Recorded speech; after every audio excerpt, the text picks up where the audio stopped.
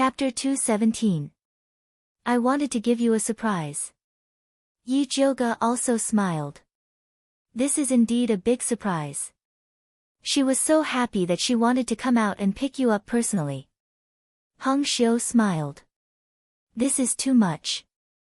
Yi Jioge knew that Hong Xiu was joking, so he said a few words. Yi Jioge entered Splendid Palace and saw Imperial concubine Shi standing in the palace. Although it was just a simple white dress, it didn't damage her imposing manner at all. She was unreachable like the clouds, completely worthy of her title of Imperial concubine. When Imperial concubine Shi saw Yi Jioge, she immediately greeted her with a smile. She held her hand and said, "Little heartless, you finally know to come see me first after coming out of seclusion." Yi Jioge heard Imperial concubine Shi call herself I, and felt slightly relieved. It seemed that Imperial concubine Shi hadn't changed yet. Imperial concubine Shi took Yi Jioge's hand and sat down. A trace of guilt appeared on her beautiful face. "I'm really sorry about the plaque. I originally wanted the emperor to name you Yun Mansion, but I didn't expect the emperor." Imperial concubine Shi sighed before finishing her words. When she learned that Yi Jioge was leaving Yi Mansion to set up her own house, she was sincerely happy for her. She wanted to ask the emperor to name Yi Jioge Yun Mansion to support her. After all, Yi Jioge was the last bloodline of the Yun family and was also surnamed Yun. The emperor didn't say anything at the time, but in the blink of an eye, he named Yi Mansion and sent it to Yi Jioge. She wanted to stop him, but it was too late. There's no difference between Yi Mansion and Yun Mansion. You don't need to take it to heart. Yi Jioge really didn't care. A name was just a title. If she had to change her name just to draw a line with Yi Yuxuan, it would be making a big fuss. No matter what, I didn't think this through. Imperial concubine She let out a long sigh. If Yi Jioge hadn't helped her detoxify, she would still be living a miserable life in the Imperial Temple. How could she have the glory she had today, let alone push down the Empress and Crown Prince? If you feel bad, then accept this. Yi Jioge smiled and changed the topic. She took out the beauty pill from her Qiankuan bag. You give gifts every time you come. You're too polite.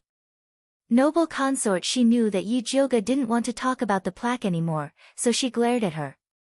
When noble consort She took the gift and handed it to Hong Xiu, she gave her a look.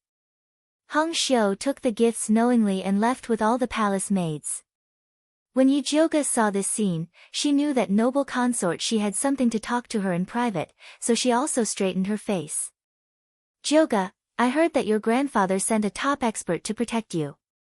Is that true?" Noble consort Shi's tone was very serious. "It's true." Yi Jioge repeated the lie from before, then pretended to sigh in pity and said, "It's a pity that this expert's personality is too hard to figure out. He usually appears and disappears unpredictably. If he doesn't want to appear, I won't be able to find him." Yi Jioge's words were meant to stop those people from thinking of meeting Zi Shang. In any case, Zi Shang was a great expert, and he could not command him. If he wanted to see Zi Shang, he could go and find him himself. When noble consort She heard Yi Jioge's words, an expression of hesitation appeared on her face. Yi Jioge looked at her doubtfully.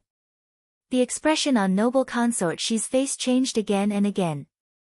Finally, she hardened her heart and said, "I've heard a rumor about Master Yun before, but I don't know if it's true or false. Whether it's true or false, please tell me directly." Yi Jioge sat up straight, showing that she took this matter very seriously. "You also know that I've been inquiring about Master Yun's whereabouts before. Later, I accidentally heard a news that Master Yun had been secretly killed because of a treasure map." After noble consort She finished speaking, she looked at Yi Jioge worriedly. Yi Jioge's face immediately turned pale. This expression was half real and half fake. She had suspected that the treasure map was related to her grandfather. Now, noble consort Shi's words were just to help her confirm it. But she didn't expect that her grandfather had been killed. Speaking of which, When she first returned from the 10,000 zhang abyss, Yi Yuxuan's attitude was very strange, as if he had already determined that her grandfather was gone. Yi Jiuge closed her eyes hard. When she opened them again, she had already calmed down. She asked noble consort Shi, "Where did you hear this rumor?" "It's not convenient to say. The most important thing right now is to find out whether the identity of that great expert is true or false." Noble consort She avoided Yi Jiuge's gaze. She couldn't tell Yi Jiuge that she had eavesdropped on this matter from Xianwu Emperor. Although she used to hate Xianwu Emperor, with the death of the Empress and Dongfang Ke moving into the East Palace, her hatred gradually faded. No matter what, her and Ke's future depended on this man. No matter how much she hated him, she couldn't deal with him. She only told this news to Yi Jiuge because of their past relationship. "I understand. Thank you for telling me, Your Highness." Yi Jiuge nodded. She knew that she was in big trouble this time. Her grandfather's disappearance was related to the treasure map. Now that Zishang had appeared under his name, didn't it mean that Zishang knew the whereabouts of the treasure map? Those who wanted the treasure map would probably swarm over. However, this was also an opportunity. Those who knew that her grandfather was related to the treasure map would definitely know the truth of her grandfather's disappearance. Or rather, the truth of her grandfather's death. Thinking of this, Yi Jiuge's heart was in a mess. He didn't want to stay any longer and got up to leave. Noble consort She didn't try to keep him. She only said, "Be careful in the future. Your Highness, Jiuge will remember your good intentions." Yi Jiuge felt that it was the right decision to spend so much effort to save noble consort Shi. Noble consort She smiled and said meaningfully, "You should thank instead of me. He's always been thinking about you." The reason she was willing to tell this secret was related to Dongfang Ke's tacit consent. "Don't worry, Your Highness. I've always remembered His Highness Prince Dongling's matter. I've already found a way to cure him of the remaining poison," Yi Jiuge promised solemnly. Although the poisonous earth dragon goo had cured most of the poison in Dongfang Ke's body, the most important part hadn't been completely cured. When Juni Chen returned, he could use his natal goo to cure Dongfang Ke completely. Noble consort She didn't expect Yi Jiuge to be so straightforward and not understand the meaning behind her words. She smiled helplessly, but in her heart, she understood that and Yi Jiuge probably weren't fated to be together. Noble consort She summoned Aunt Hongxiu and had her send Yi Jiuge out of the palace. When he passed by the imperial garden, he saw Dongfang Ke standing under a red flower tree in the distance. He wore a golden crown with 7 pearls on his head and a deep purple robe embroidered with a 5-clawed golden dragon. His handsome face was still gloomy, but when he saw Yi Jiuge walk over, his eyes couldn't help but light up. "Your Highness, why are you here?" Yi Jiuge asked in surprise. "I've been waiting for you here." Dongfang Ke looked at Yi Jiuge with an especially gentle gaze. Yi Jiuge didn't notice and asked straightforwardly, "What instructions does Your Highness have?" Chapter 218. Did Her Highness tell you about the treasure map and your grandfather? Dongfang Ke's gaze was somewhat disappointed, but he pretended to be nonchalant. "She did," Yi Jiuge nodded. "You have to be careful, there are many people who want the treasure map. Don't easily trust anyone, especially those experts." Dongfang Ke's words were just short of saying that Zishang's identity was fake. "I know, thank you for your concern, Your Highness." Yi Jiuge didn't explain any further. She knew Zishang's origins better than anyone. He definitely wasn't a swindler. At this moment, Zishang suddenly said unhappily, "Is this brat looking to die?"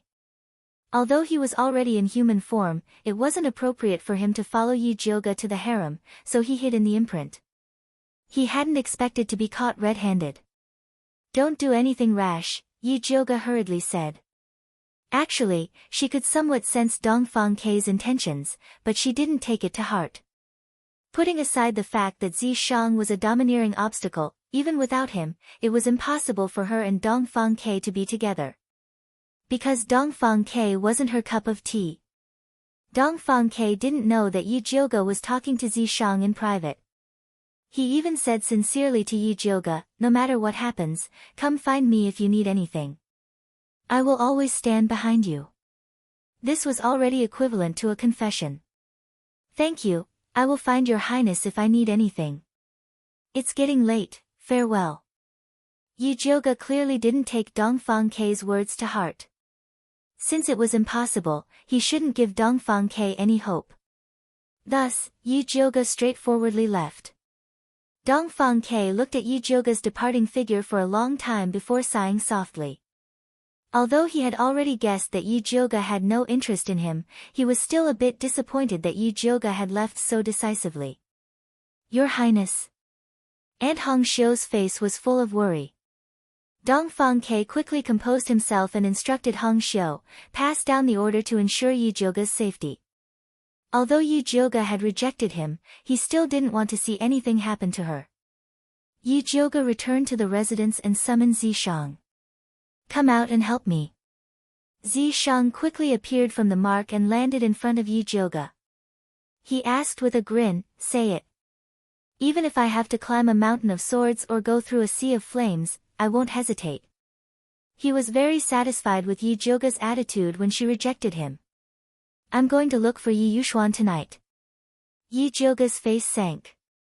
Although she had long guessed that her grandfather's disappearance was related to Yi Yuxuan, no matter how much of a scumbag Yi Yuxuan was, he was still her biological father. She didn't want to take things too far until the very end. But now that it was related to his grandfather's safety, he had no choice but to go. However, if he wanted to get information from Yi Yuxuan, he would need Zishang's help. "No problem." Zishang nodded without hesitation. The night sky hung high, the stars were lonely, and the moon was as cool as water. Yi Yuxuan was currently in his room drowning his sorrows in alcohol. His usually elegant figure seemed to be in dire straits. He didn't know what he had done wrong to end up like this. He had thought that breaking off the father-daughter relationship with Yi Jioge would be a quick move, and he would be able to get rid of this annoying evil girl. However, no one expected Yi Jioge to turn the tables in the face of adversity and become the hero against the evil cultivators. Meanwhile, he had become a joke. Even Emperor Xian Wu was making matters worse by giving Yi Jioge a new plaque. This was clearly encouraging her to go against him. The more Yi Yuxuan thought about it, the more annoyed he became.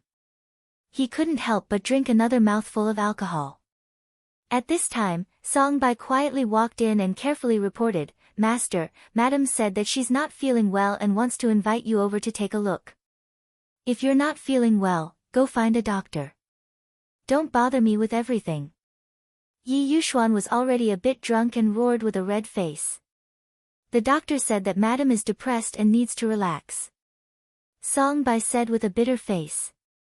Ever since second young miss was sent away by Master, Madam had been crying all day. However, Master seemed to hate her to the extreme and hadn't even come to see her for a long time. They, the servants, were stuck in the middle and were bullied on both sides. "Tell her that if anything happens to the child in her stomach, she won't be able to live," Yi Yuxuan said fiercely. If it wasn't for the unborn child, he would have written a divorce letter and told Su Yufeng to scram a long time ago. Songbai didn't expect Master to be so heartless towards Madam. His heart pounded and he didn't dare to say anything else. He hurriedly left. Yi Yuxuan still hadn't vented his anger. He picked up his wine cup and smashed it against the wall. He angrily shouted, "Slut, stupid woman." Back then, he thought Su Yufeng was a smart person. He didn't expect her to be even more stupid than a pig. "If she's a stupid woman, then aren't you even more stupid?" A cold voice rang out. "Who is it?" Yi Yuxuan fiercely looked around and saw a slim figure wearing a sky blue dress standing by the mahogany window. Her black hair was simply tied into a snake bun with only a pearl hairpin. A few strands of hair fell to the side of her fair cheeks. Her eyebrows were black and her eyes were like peach blossoms. Her facial features were exquisite and overflowing with spiritual energy. She was like a fairy that had fallen to the mortal world. Jiao Jiao. The drunk Yi Yushuan cried out. You don't have the right to call me that. Yi Jioga coldly replied. Ever since she found her mother's life-saving pill in the secret compartment of the study, she knew that this scumbag of a father's love for her mother was fake. It's you. Yi Yushuan's muddled mind finally woke up. The girl in front of him wasn't his first wife, Yun Jiao Jiao. She was clearly the evil girl, Yi Jioga. What are you doing here? Yi Yushuan shouted fiercely. He already knew that Yi Jioga wouldn't come back. The current situation clearly showed that she didn't come with good intentions. Let me ask you, does grandfather's disappearance have anything to do with you? Yi Jioga didn't bother being polite with his scumbag father and directly asked. What nonsense are you talking about? What does your grandfather's disappearance have to do with me? Yi Yushuan raised his voice and glared fiercely at Yi Jioga like an enraged bull. However, Yi Jioga could see the weakness in his heart and coldly stared back at him. Cold sweat gradually appeared on Yi Yushuan's forehead. That face that resembled Yun Jiao Jiao gave him incomparably great pressure. His throat moved, and he couldn't help but guiltily look away. Suddenly, he noticed that there were 3 shadows on the dimly lit ground. The extra shadow was standing beside Yi Jioga. Yi Yushuan abruptly looked up, but there was nothing beside Yi Jioga. No, there must be something fishy going on. An extremely beautiful face flashed through Yi Yushuan's mind, and his heart immediately trembled. It must be that expert called Yi Zi beside Yi Jioga. Yi Yushuan was just about to question Yi Jioga when he realized in horror that the shadow suddenly pounced towards him. The next moment, he froze on the spot, unable to move. Chapter 219.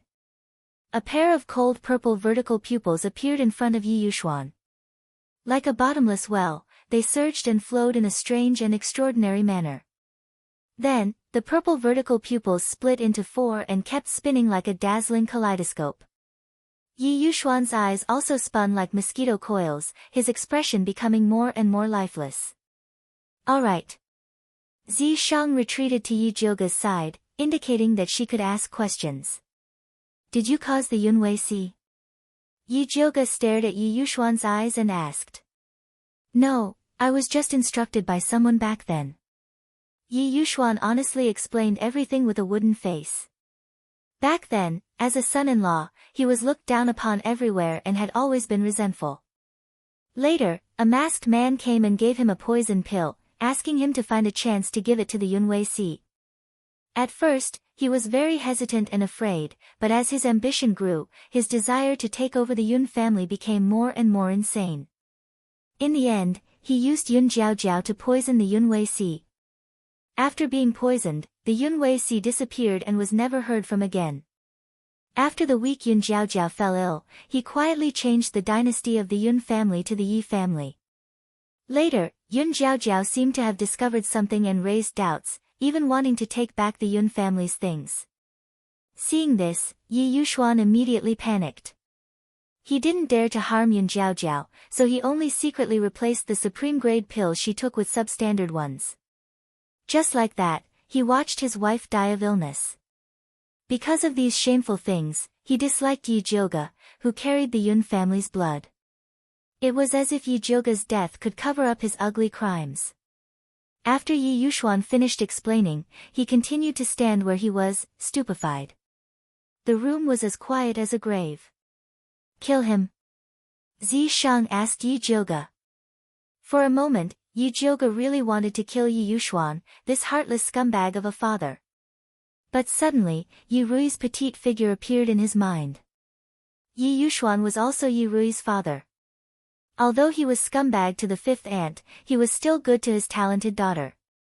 Yi Rui was still young, having a pill Dao master as a father would be more helpful to her future. Just give him the spirit-dispersing pill, Yi Jioga said coldly. To a spiritualist, the gradual disappearance of one's cultivation base was the most painful. By the time Yi Yushuan became trash, Yi Rui would have grown up. Let this scum of a father live in pain forever. That was the ending he deserved. It's nothing. Zishang took out a bottle of spirit-dispersing pills, wrapped them with his demonic energy, and buried them in several major acupoints on Yi Yuxuan's body. In this way, Yi Yuxuan's early cultivation wouldn't change much, but when he discovered it, it would be too late. Let's go. Yi Jiuge no longer looked at his father and left with Zishang. The journey back was a little dull. Yi Jiuge's heart was heavy. He didn't want to say anything. At this moment, Zishang suddenly said, "Your grandfather might not be dead. You don't have to comfort me." Yi Jiuge stared straight ahead without turning his head. According to Yi Yuxuan, the poison pill's effects were fierce, and the poisonous gas was overbearing. Grandfather was probably dead. I'm not comforting you. If your grandfather is really dead, his corpse should have appeared, not gone missing.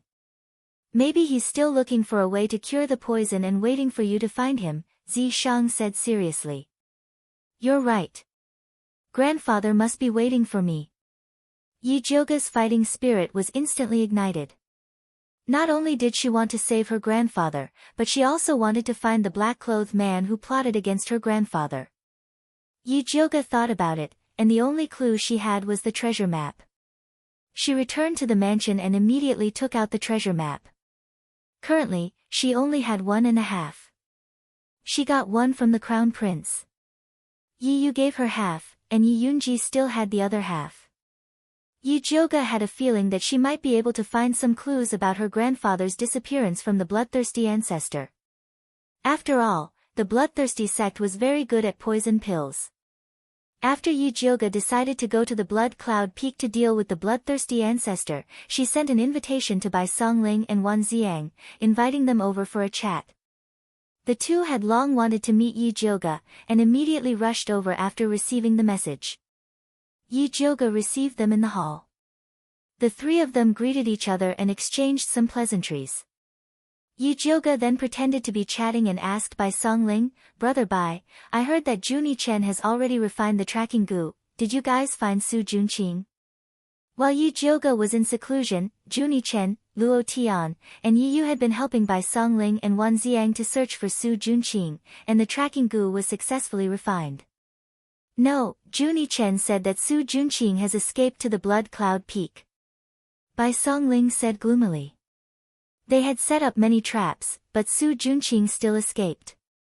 It was really depressing. What did the Spiritualist Alliance say? Did they let the bloodthirsty sect's evil cultivators be arrogant? Yi Jiuge asked. This was what she was most concerned about.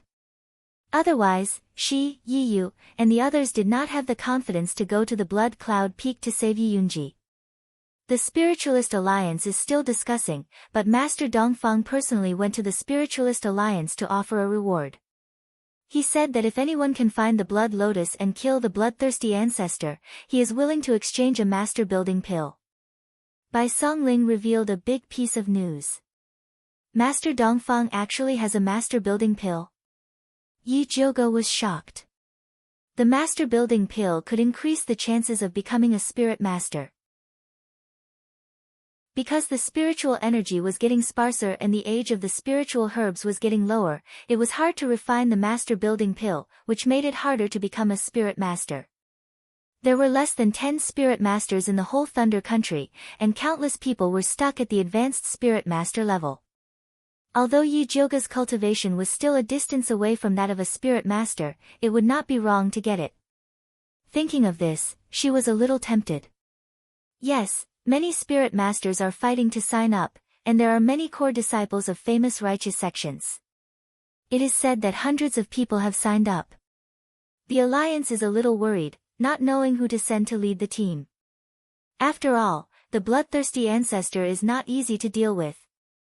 Bai Songling said emotionally. This master-building pill was Master Dongfang's trump card. If he was not in a hurry to use the Blood Lotus to recover his cultivation, he would not have taken it out.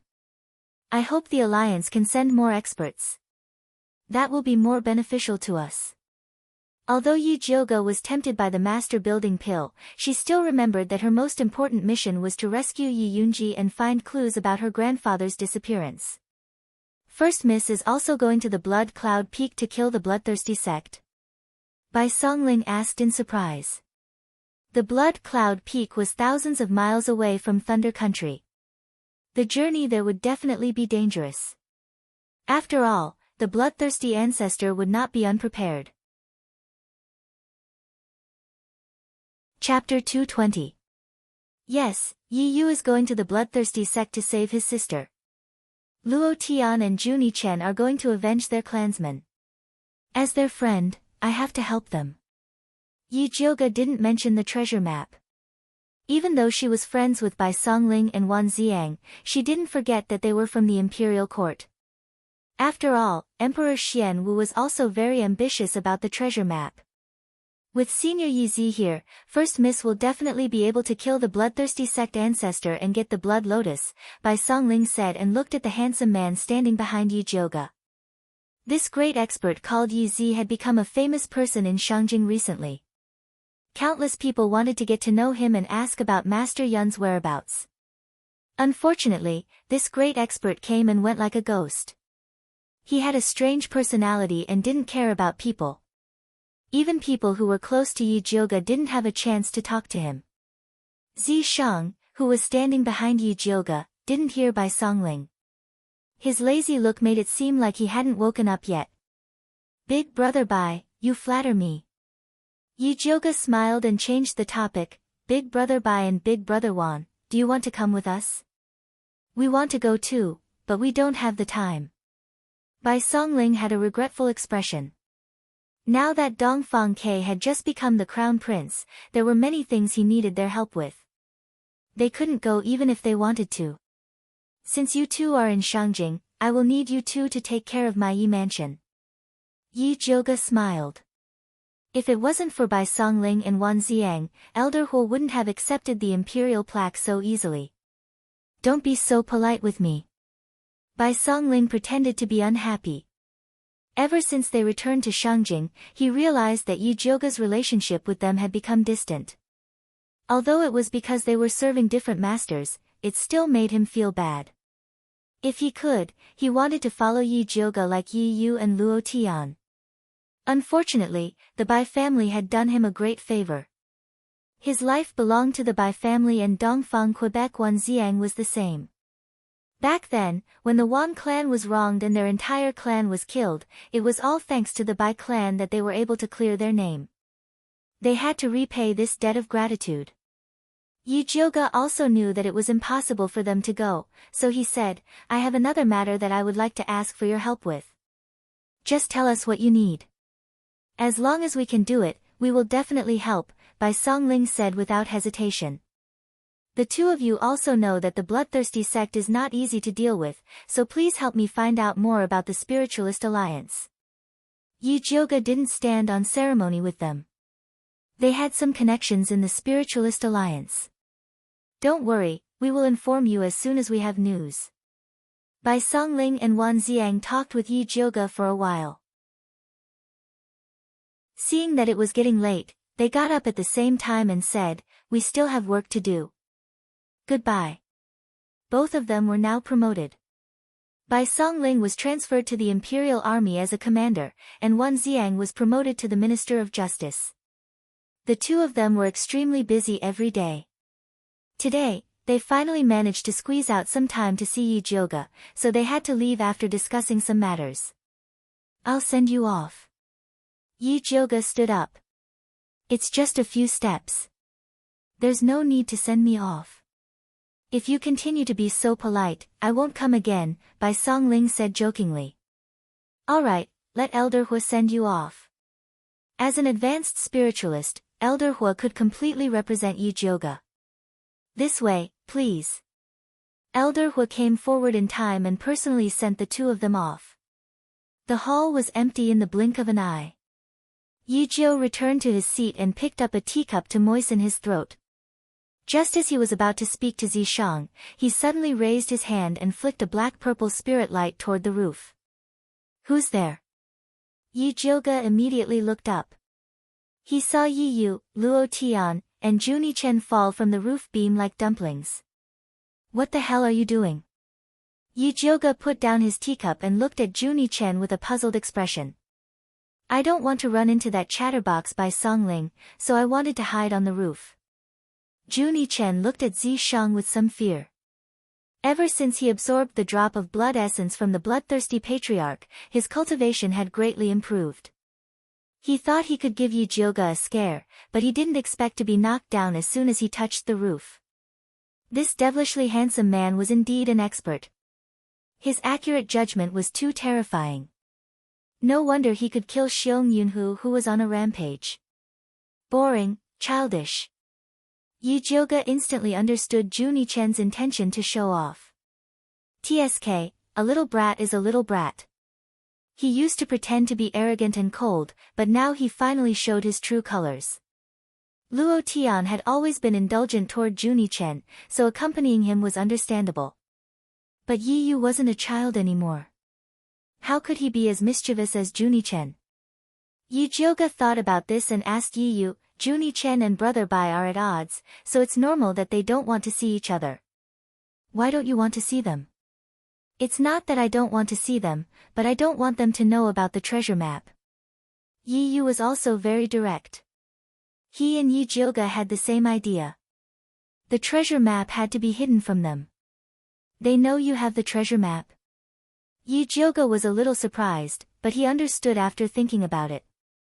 When Su Junqing and the Crown Prince worked together to destroy the Yi family, it only took a little speculation to understand what had happened. Yes, a lot of people have been asking about the treasure map recently. Miss, you must be careful. Yi Yu was very worried. The treasure map was originally an extremely secretive matter, but now that it was exposed after the Crown Prince fell, the situation in Shangjing was very chaotic. It's useless to be careful. At this time, we have to take the initiative and try to collect the treasure map as soon as possible. This time, the Spiritualist Alliance is going to deal with the bloodthirsty ancestor. We have to take this opportunity to save your sister. Yi Jioga said decisively. Okay. Yi Yu's spirit was lifted, and he nodded hard. He had been waiting for this moment for a long time. At this time, Junie Chen, who had been quietly listening on the side, suddenly asked Yi Jioga, if there was a treasure map in front of you, how much would you pay to buy it? From what you said, do you have a treasure map? Yi Jioga raised his eyebrows. The Bloodcloak tribe had always been low-key, and they didn't seem like people who would participate in this kind of thing. Yes, our tribe has a treasure map that has been passed down for generations. If you are willing to teach me beast language, I will give it to you. Junie Chen really wanted to learn beast language from Yi Jioga. I can't teach you beast language. This is a bloodline ability passed down to me by my grandfather's ancestors. Yi Jioga and Zi Shang had already rehearsed the lines, so he just needed to push it to his grandfather. Junie Chen frowned. If it was a bloodline ability, then there was nothing he could do. Thus, he simply changed his condition. Chapter 221. Then give me 100 bottles of spirit beast pills to exchange. Junie Chen waved his hand domineeringly, he was calculating in his heart. The blood-clothed Miao tribe only had him and Luo Tian left. Luo Tian had already sold himself to Yi Jioga, the treasure map was useless to him, he might as well give it to Yi Jioga. When she went treasure hunting, he and Luo Tian would go and help her, they could exchange the treasures for spirit beast pills. In short, the spirit beast pill was the greatest benefit. This is too troublesome, how about I give you the spirit beast pill recipe, you can refine as many as you want. Yi Jioga was chased by Junie Chen for spirit beast pills every day, he was so annoyed that he wanted to give the recipe away to save trouble. I am not interested in refining pills. Junie Chen shook his head, he was sure of Yi Jioga. Alright, 100 bottles it is, but I don't have time to refine now, I will give you 10 bottles first, I will give you the rest 15 days later. Yi Jioga said helplessly. Also, don't forget the debt from buying the goo worms. Junie Chen added seriously. Even if I want to forget, I need a chance. Yi Jioga was very unhappy. Cough, cough. At this time, Luo Tian suddenly covered his mouth and coughed a few times, then pretended to say casually, "If it is convenient, how about giving me this month's spirit beast pills? A monthly allowance of 1 bottle, such a good benefit, he could not lose it. Then can my monthly allowance be changed to spirit beast pills, or can I buy a bottle from you?" Yi Yu asked carefully. Recently, Black Overlord had been complaining to him every day, saying that Xiao Hong could eat spirit beast pills with its master, but it had to eat poison with its master every day. It even had the thought of going on strike. All right, I will give it all. Yi Jioga felt that he really owed them. Thank you, Mississippi. Luo Tian smiled reservedly. Don't thank me too early. Yi Jioga glared at Luo Tian, then said to Junie Chen, "If you want to get spirit beast pills, you have to do something for me." "What is it?" Junie Chen looked at Yi Jioga vigilantly. "Don't mention it if it's too difficult." "It's not difficult. It's just that the newly appointed crown prince, Dong Fangke, still has remnants of the frost spider's king poison in his body. I would like to ask you to help him resolve it." Yi Jioga felt that his request was not too excessive. If it weren't for her help, Junie Chen wouldn't have been able to obtain Ancestor Bloodthirsty's blood essence. Now that he was asked for a small favor, he probably wouldn't refuse. "It's a piece of cake. I'll just make a trip there myself tonight." Junie Chen patted his chest in satisfaction. Yi Jioga was stunned. He felt that there was something wrong with Junie Chen today. In the past, Junie Chen rarely had any expressions. Today, however, his expression was so rich that it was scary. It was as if all his emotions were displayed on his face. "You've also noticed that young master is different." Junie Chen actually smiled at Yi Jioga. Those little white teeth were really frightening.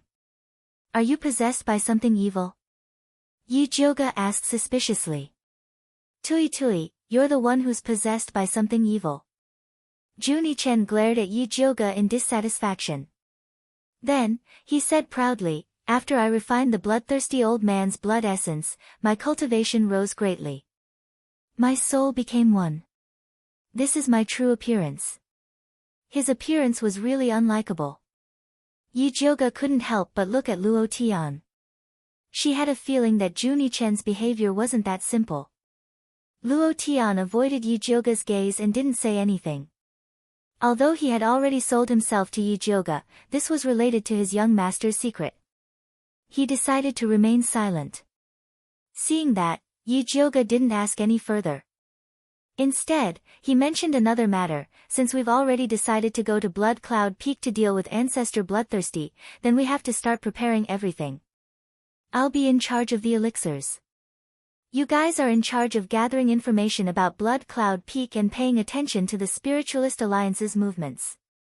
After Yi Jioga finished speaking, he asked Luo Tian, "You guys should be very familiar with Blood Cloud Peak. Is there anything that we need to pay attention to? We've already left Blood Cloud Peak for 3 years. These few years, Ancestor Bloodthirsty hasn't stopped exaggerating. As for the specific changes, we need to investigate further." Luo Tian said cautiously. "Then we'll investigate while preparing." Yi Jioga wasn't worried about this. After fighting with Lu Yunfei and the other evil cultivators, they more or less had some confidence. Currently, goo worms were the biggest weapon against bloodthirsty sect. Thinking of this, Yi Jioga turned to Junie Chen and said, "You should cultivate more goo worms during this period of time, in case of emergencies. Do you think goo worms are cabbages that you can cultivate whenever you want? You need to have the capital first." Junie Chen rolled his eyes. He wanted to ask for spirit beast pills, but was stopped by Yi Jioga. "It's fine if you don't want to cultivate them. Then you can go take revenge yourself." Junie Chen's words were immediately stifled. He glared at Yi Jioga hatefully. Luo Tian quickly smoothed things over. "Eldest miss, don't worry. Young master knows what he's doing. He has been cultivating goo worms during this period of time. He's already harvested a batch. That's good." Yi Jioga was still very confident in Luo Tian. Seeing that it was getting late, she stood up and said, "If there's nothing else, let's disperse. Then I'll leave first." Yi Yu was in a hurry to gather information about the Spiritualist Alliance. Luo Tian and Juni Chen also left. Their tasks were more important. Cultivating goo worms wasn't that easy. After Yi Jioga sent them off, she went to the alchemy room to prepare to refine pills. She had just taken out the herbs to refine spirit beast pills when she suddenly heard Zi Shang say, "There's something wrong with that kid, Juni Chen." "What's wrong?" Yi Jioga stopped what she was doing and looked up at Zi Shang. Juni Chen's cultivation of the human goo art is very dangerous. First, he places a part of his soul on the natal goo. During the process of the natal goo cultivating into a human form, the two will constantly be in contact. Although his cultivation increased after absorbing the bloodthirsty ancestor's blood essence, there's a problem with the compatibility. "Don't you think he's too lively?" Zi Shang asked. "Now that you mention it, it's a little true." Yi Jioga originally thought that Juni Chen had an outburst of a child's nature. She didn't expect that it was actually qi deviation. She immediately asked anxiously, "Then what should we do now?" Juni Chen was their secret weapon against the bloodthirsty ancestor. If anything went wrong, it would be troublesome. This is his cultivation. He can only endure it by himself, Zi Shang said indifferently. He had already done his best to remind Juni Chen. As for helping, he wasn't that kind. He's still so young. How can he endure it? Yi Jioga frowned worriedly. No matter how Juni Chen pretended to be mature, he was still just an 11-year-old child. Yi Jioga didn't think that he could endure it. "Don't make dirty jokes." Zi Shang's face was stern. "Damn you. What kind of situation is this? You're still making such boring jokes." "Dirty jokes?" She was even talking dirty jokes. Chapter 222. Zi Shang saw that Yi Jioga was about to turn hostile, so he cleverly changed the topic. "If you really want to help him, why don't you try using the white bone flame to refine spirit beast pills?" "Are you kidding me?" "The white bone flame is ghost fire and can only be used to refine yin pills. I don't want those goo insects to become ghost insects." Yi Jioga felt that Zi Shang was clearly causing trouble. These goo insects aren't spirit beasts. Maybe it's better to eat yin pills. Also, your bronze cauldron is different from other cauldrons. It can refine all kinds of heaven and earth elemental energy. Maybe it can refine some special pills. Why don't you give it a try?" Zi Shang didn't look like he was joking. Yi Jioga pondered for a moment and felt that Zi Shang's words made sense. Refining goo insects was originally a sinister technique. Maybe yin pills were more suitable. Let's try refining a few first. As a pill refiner, Yi Jioga didn't lack the fearless spirit to try. Other than the white bone flame, she also wanted to improve the spirit beast pill formula. Although the previous spirit beast pill contained a good amount of spiritual energy, it was very bitter and was comparable to poison. Yi Jioga had eaten one before and the nauseating feeling greatly reduced the absorption effect. She had always wanted to improve this point and did a lot of research. She already had a plan in mind and could test it today. Yi Jioga wanted to add vermilion fruit and nepenthes to the original spirit beast pill formula. The vermilion fruit tasted very sweet after refining and was a child's favorite. When she refined the Peiyuan pill for Yurui, she specially spared some. It tasted very good and Yurui ate it happily. Later, she accidentally discovered that if a certain proportion of nepenthes was added to the vermilion fruit, the taste would become even more delicious and sweet. Yi Jioga took out the small bronze cauldron. Ever since the fat black rat fell asleep, the small bronze cauldron had changed a lot. After injecting spiritual energy, it was half the height of a person.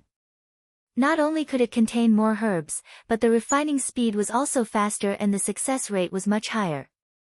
In the past, one furnace could only produce 20 spirit beast pills, but now it could produce 200. It was because of this magical tool that she dared to agree to Junie Chen's request. Otherwise, just refining spirit beast pills would exhaust her to death. Yi Jioge put the ingredients into the small bronze cauldron and summoned the white bone flame to start refining. Although the soybean-sized white bone flame looked very small under the huge bronze cauldron, the power it could unleash was very strong. The herbs in the bronze cauldron quickly melted and turned into a black liquid. Seeing that it was about time, Yi Jioge threw the vermilion fruit and Nepenthes grass into the small bronze cauldron according to the ratio of 1:5. The vermilion fruit and forget worries grass turned into a dark red liquid, perfectly fusing with the solution of the spirit beast pill, finally turning into red bean-sized pills. Yi Jioge made a hand seal to open the cauldron, and a refreshing fragrance assailed his nostrils. The green cauldron was filled with pills, and the color was as alluring as cherries. Why does this pill look like a candy? Zi Shang raised his eyebrows. This is exactly what I want. Yi Jioge said as he took out a pill and threw it into his mouth. He discovered that the spirit energy contained in this batch of spirit beast pills was even purer than before, without a trace of ghost chi or yin energy. What's going on? Yi Jioge was shocked. Could it be that this small bronze cauldron was so magical that it could even turn ghost chi into spirit energy? All things return to one, ghost chi is also a type of heaven-earth yuan chi.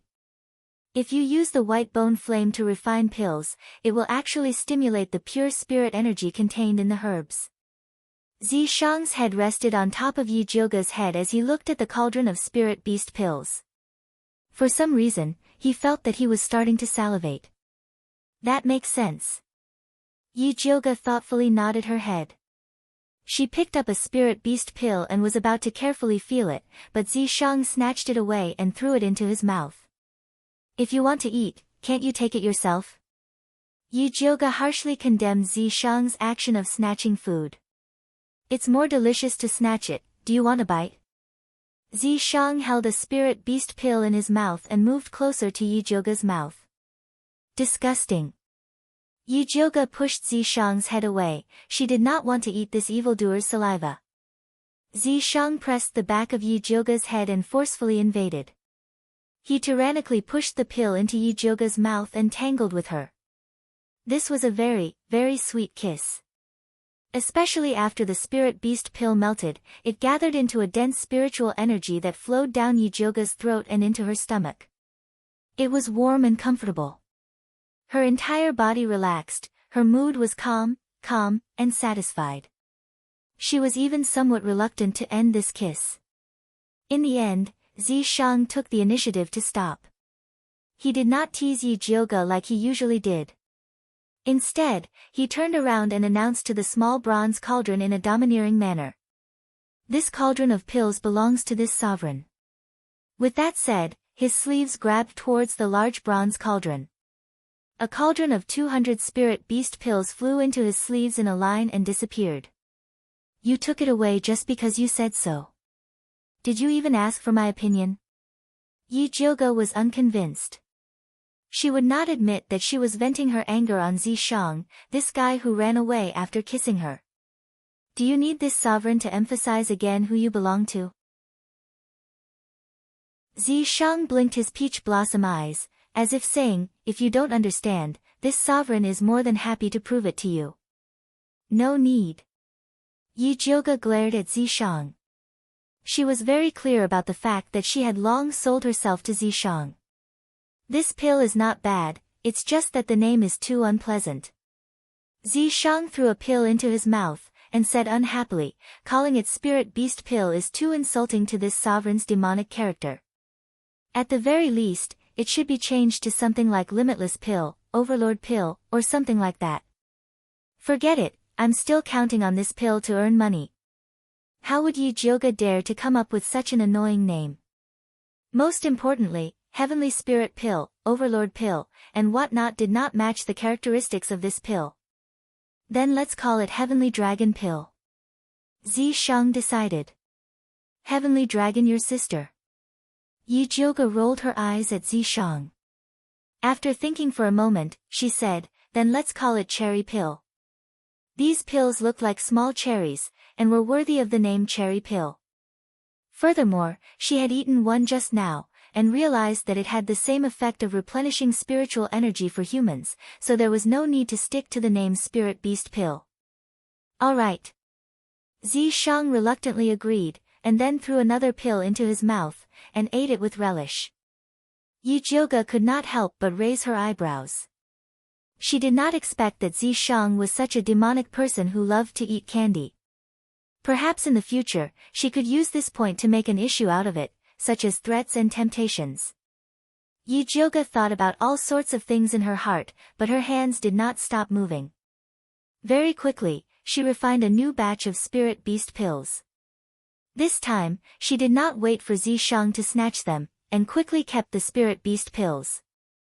Then, she began to carefully study the characteristics of this new pill. When she ate the first pill, she only felt that it was filled with spiritual energy. When she ate the second pill, she was disturbed by Zishang, and that feeling of ecstasy was too subjective. When she ate the third pill, Yujioga finally realized that the characteristics of this new pill was actually to calm the mind. Chapter 223. Yujioga looked at the cherry pill in disbelief. She ate 3 more in a row to confirm that the pill really had the effect of calming the nerves and gathering qi. Calming the nerves and gathering qi sounded simple, but it was a requirement that many spiritualists could not achieve. When a spiritualist advanced, they would either advance or fall back. The process was very dangerous, and very few could maintain a calm mind. Spiritualists who could afford it would buy some calming pills when they advanced. However, better calming pills required a lot of high-rank spirit herbs, and the refining process was very difficult, causing the price to be very high. There were very few spiritualists who could afford it. However, this cherry pill actually had the effect of calming the nerves and gathering qi. It was a little weak, but there was a lot of it. The materials to refine this batch of cherry pill were much cheaper than a calming pill. Refine it well, and you'll have a bright future. Zishang had to admit that Yujioga was very talented in alchemy. The cherry pill had spiritual power and could calm the nerves. It was good for him, let alone ordinary people and spirit beasts. Of course, the delicacy was also an indispensable factor.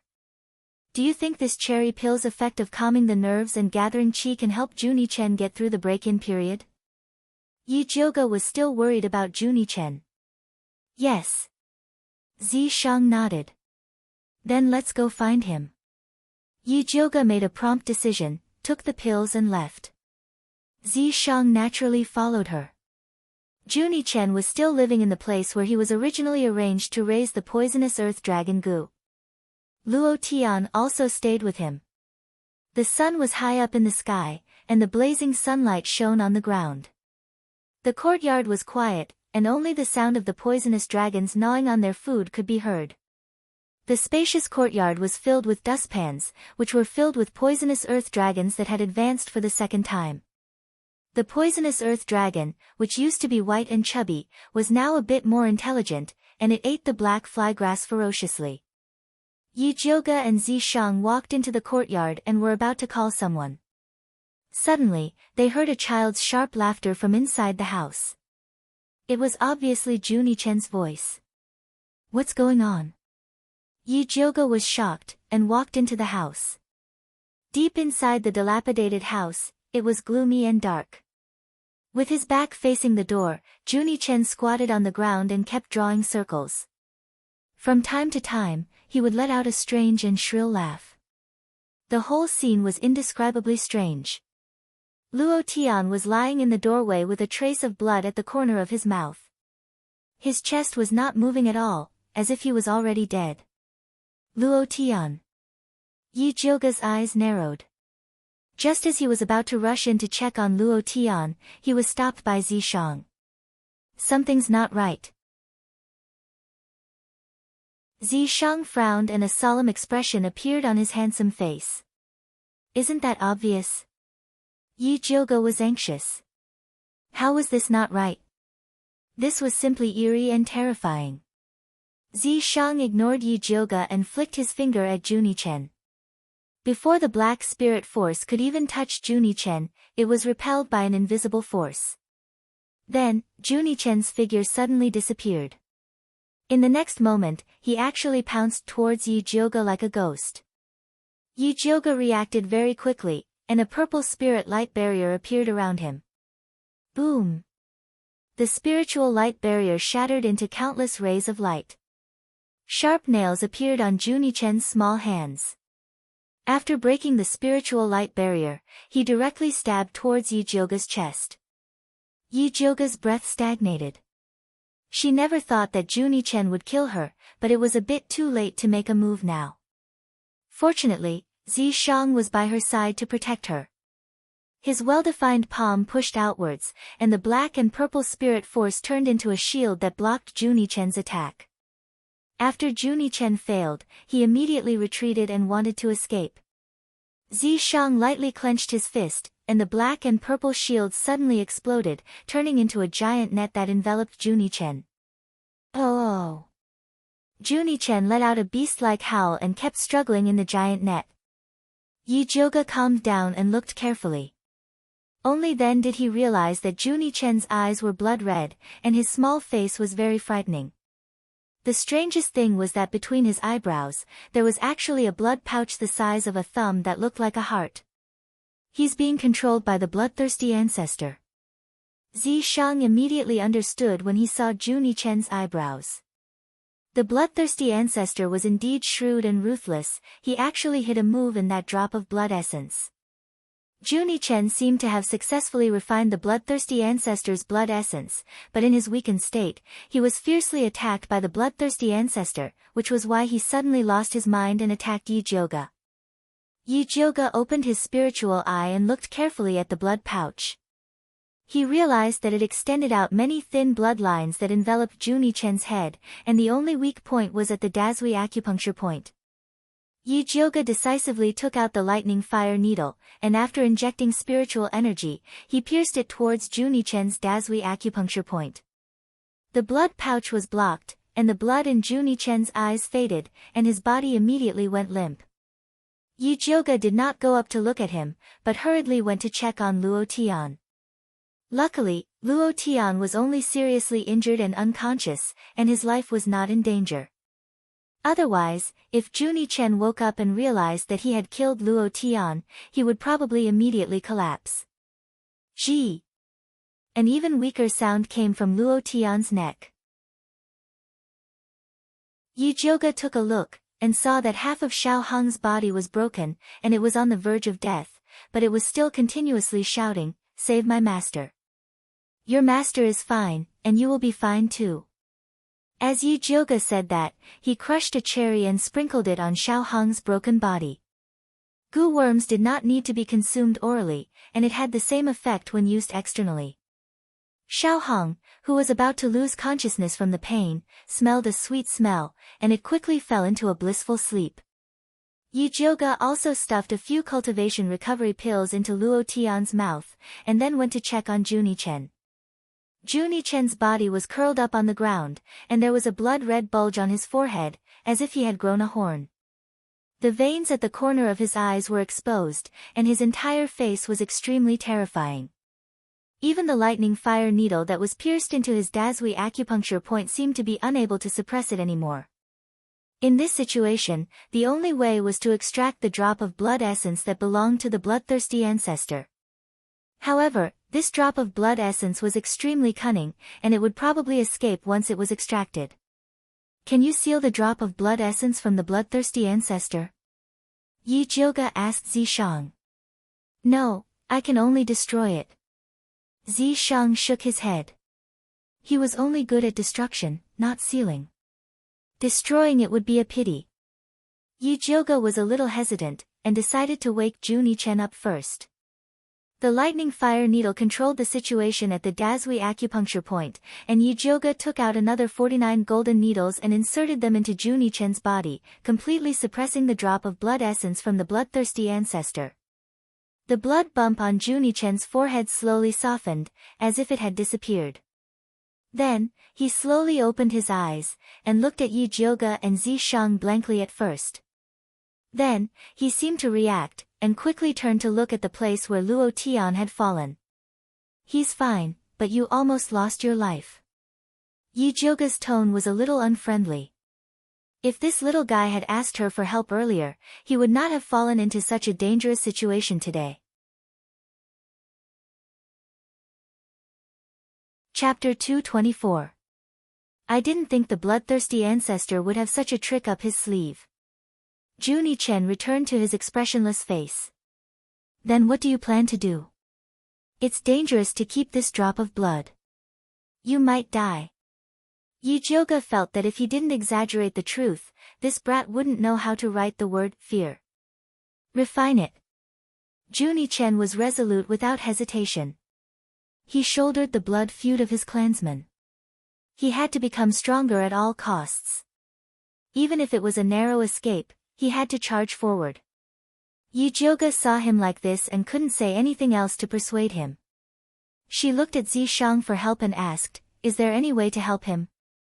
This is a battle between him and the bloodthirsty ancestor. Zishang's expression was indifferent.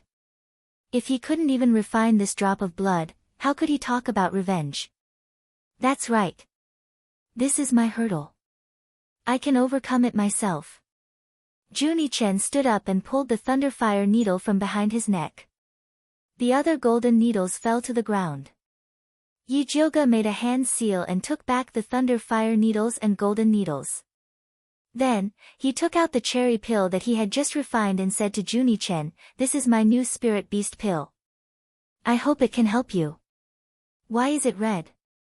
Junie Chen opened the bottle and looked at Yi Jioga in confusion. This is a modified formula. I guarantee you'll be satisfied. Yi Jioga didn't explain. Only those who had tasted it would know. Junie Chen ate one doubtfully. Then, his eyes widened in disbelief. See? It calms the nerves and gathers qi. Yi Jioga was slightly proud. It seemed that Junie Chen knew his stuff. Junie Chen didn't hear what Yi Jioga said. He poured a bottle into his mouth and swallowed it without chewing. The drop of blood also felt something was wrong. It split into two and turned into two blood-red tentacles that emerged from Junie Chen's forehead. Junie Chen sat down cross-legged. His abdomen began to bulge. A golden-red light shot out from his abdomen and headed straight for the two blood-red tentacles. The two blood-red antennae shrank back and split into two as they began to flee in different directions. The golden-red light chased after the one on the left and swallowed it in no time. The blood-red tentacle on the right suddenly burst forth, breaking through the skin on Junie Chen's neck and flying out. Junie Chen calmly opened his mouth, and the golden natal goo flew out aggressively. It opened its mouth wide and swallowed the escaping blood essence in one gulp. Junie Chen's vital goo had already undergone a huge transformation. His head had completely evolved into a human head, and his face, which resembled Junie Chen's, was filled with a triumphant expression. Apart from its head, it had even evolved to have two thin arms, and below that was its insect body. It flew back to Junie Chen's head and laid there, shouting, do you have any more of those cherry pills? Give me another stack. Junie Chen silently raised his hand and poured two cherry pills into his mouth. The natal goo screeched and turned into a beam of golden light, entering Junie Chen's mouth. Did you succeed? Yi Jioga asked. Junie Chen nodded silently, then took out a red cloth bag from his bosom and threw it towards Yi Jioga. He was actually extremely grateful for Yi Jioga's help, but his awkward personality prevented him from saying any words of thanks, so he could only express it with his actions. Zishang grabbed the cloth bag and opened it. It turned out to be half a treasure map. Brat, at least you know what's good for you. Yi Jioga unceremoniously put away the treasure map. I still need to consolidate my cultivation, I'll leave Luo Tian to you. Junie Chen was even more impolite than Yi Jioga. After throwing Luo Tian to Yi Jioga, he prepared to return to his room to continue cultivating. Wait, have you finished helping me with Dongfang Kei's matter? Yi Jioga called out to him. Dongfang Kei's poison has been completely removed. Juni-chen said without turning his head, then entered the room and closed the door. Yi Jioga couldn't just leave him like that, so he could only helplessly stand guard at the door. Sit here. Zi Shang waved his hand, and 2 chairs appeared in front of them. Yi Jioga and Zi Shang sat side by side, then asked, "What do you think Bloodthirsty Ancestor will do after he receives the news that we're going to attack Blood Cloud Peak with great fanfare?" Zi Shang pondered for a moment, then said, "He'll probably think about how to use this opportunity to eat more people. He's treating us like vegetables." Yi Jioga didn't believe that Bloodthirsty Ancestor was that strong. If he was really that strong, he would have ascended to the heavens long ago. Why would he stay in Blood Cloud Peak? "If it's me, that's what I'll do," Zi Shang said matter-of-factly. "I'm not asking you, I'm asking Bloodthirsty Ancestor." Yi Jioga was speechless. "I'm not Bloodthirsty Ancestor. If you want to know, go ask him yourself." Zi Shang refused to answer Yi Jioga's stupid question. Blood Cloud Peak, Blood Pool. Bloodthirsty Ancestor was currently cultivating in the large blood pool in the center. Lu Yunfei and Old Man Su's bodies were soaking in 2 small blood pools beside him. At this time, more than half of their bodies had dissolved, leaving only 2 heads floating above the blood pool. The scene was extremely terrifying. Soon, the 2 heads dissolved as well, turning into 2 extremely thick bloody lights that gathered at the center of Bloodthirsty Ancestor's body. These 2 bloody lights were the most critical moment of his cultivation method. Bloodthirsty Ancestor calmed his mind and prepared to fuse with them. However, at this moment, his heart suddenly shrank, and the meridians in his body froze.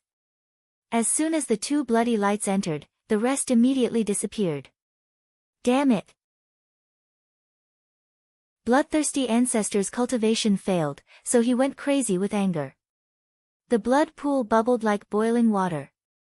He had never thought that at the critical moment of his cultivation, that drop of lifeblood essence would be completely absorbed by someone else. Even the contingency he had left behind was eliminated. Skinny Monkey was guarding outside. Hearing the ancestor's rage inside, he was shocked. He had been guarding Bloodthirsty Ancestor for so many years, but he had never seen the old man make a mistake during his cultivation. "Ancestor, what's wrong?" Skinny Monkey didn't dare to rush in, so he could only shout anxiously from outside. "I'm fine." Bloodthirsty Ancestor's chest throbbed violently, but he quickly suppressed this emotion. Bloodthirsty sect wasn't a solid piece of iron. His disciples were all jackals and wolves. He couldn't afford to make any mistakes. He couldn't let them know that he had made a mistake during his cultivation. Bloodthirsty Ancestor couldn't help but think of the plan he had been planning for a long time. He thought that if he sent Lu Yunfei and Xiong Yunhu out, he would definitely be able to get Dong Fangyao back for him to use as a blood guide. He didn't think that his plan would fail miserably and cause him to lose a lifeblood essence. Although Su Junqing had brought Lu Yunfei and his grandfathers, it couldn't make up for his loss. Chapter 225. If Ancestor Bloodthirsty wasn't worried that killing Su Junqing would affect the morale of his disciples, he would have killed the kid to train as well. However, it was a critical time to fight against the spiritualists. He not only had to keep the kid under control, but he also had to give him some rewards to let his subordinates know that as long as they worked well for him, there would be many benefits. Ancestor Bloodthirsty quickly made up his mind. He stood up and left the blood pond, calling for Skinny Monkey. "Ancestor, what are your orders?" Skinny Monkey bowed and asked politely. "Su Junqing did a good job this time. Bring out blood slave number 13 and give it to him." Ancestor Bloodthirsty took out a red flower-shaped seal and threw it to Skinny Monkey. Skinny Monkey's heart jumped when he caught the seal. Blood slave number 13 was Yi Yunji. Su Junqing had sent Yi Yunji to the ancestor to please him. Now, the ancestor gave Yi Yunji to Su Junqing. What did he mean? What? Is there a problem? The ancestor looked at the silent Skinny Monkey with a trace of doubt in his voice. Skinny Monkey immediately came back to his senses and said, I just can't remember who blood slave number 13 is. The one with the red mole between her eyebrows. Ancestor Bloodthirsty remembered clearly. Oh, it's her. Skinny Monkey suddenly understood and then showed a wretched and regretful expression. My brothers thought that the blood slave would definitely go to the blood cave. I'm going to be disappointed. What's there to be disappointed about? Send my message. After we resist the Spiritualist Alliance's attack, they can use my blood slaves as they wish, Ancestor Bloodthirsty said generously. Thank you, Ancestor. Skinny Monkey was overjoyed and immediately flattered him again. Old Ancestor is mighty. With you here, we will definitely defeat those rookies from the Spiritualist Alliance and give our blood-sucking sect more blood resources. Alright, stop flattering me. Go and do your work. Ancestor Bloodthirsty waved his hand impatiently. Yes, yes, yes. Skinny Monkey immediately bowed and left. He didn't dare to delay and immediately took the seal to the 100-Flower Palace. Yi Yunji was secretly cultivating. Hearing Skinny Monkey call for her, her heart jumped. Ancestor Bloodthirsty should be cultivating right now. He shouldn't be looking for a blood slave to serve him. Did something happen?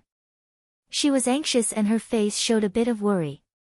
Seeing Skinny Monkey, she asked nervously, Brother Skinny Monkey, what happened? The old ancestor wants to give you to Su Junqing, the Skinny Monkey said in a deep voice. To who? Yi Yunji thought she had heard him wrong. Su Junqing. Skinny Monkey-like emphasized. Why is he here? Yi Yunji felt a chill rising from the soles of her feet, making her whole body feel cold.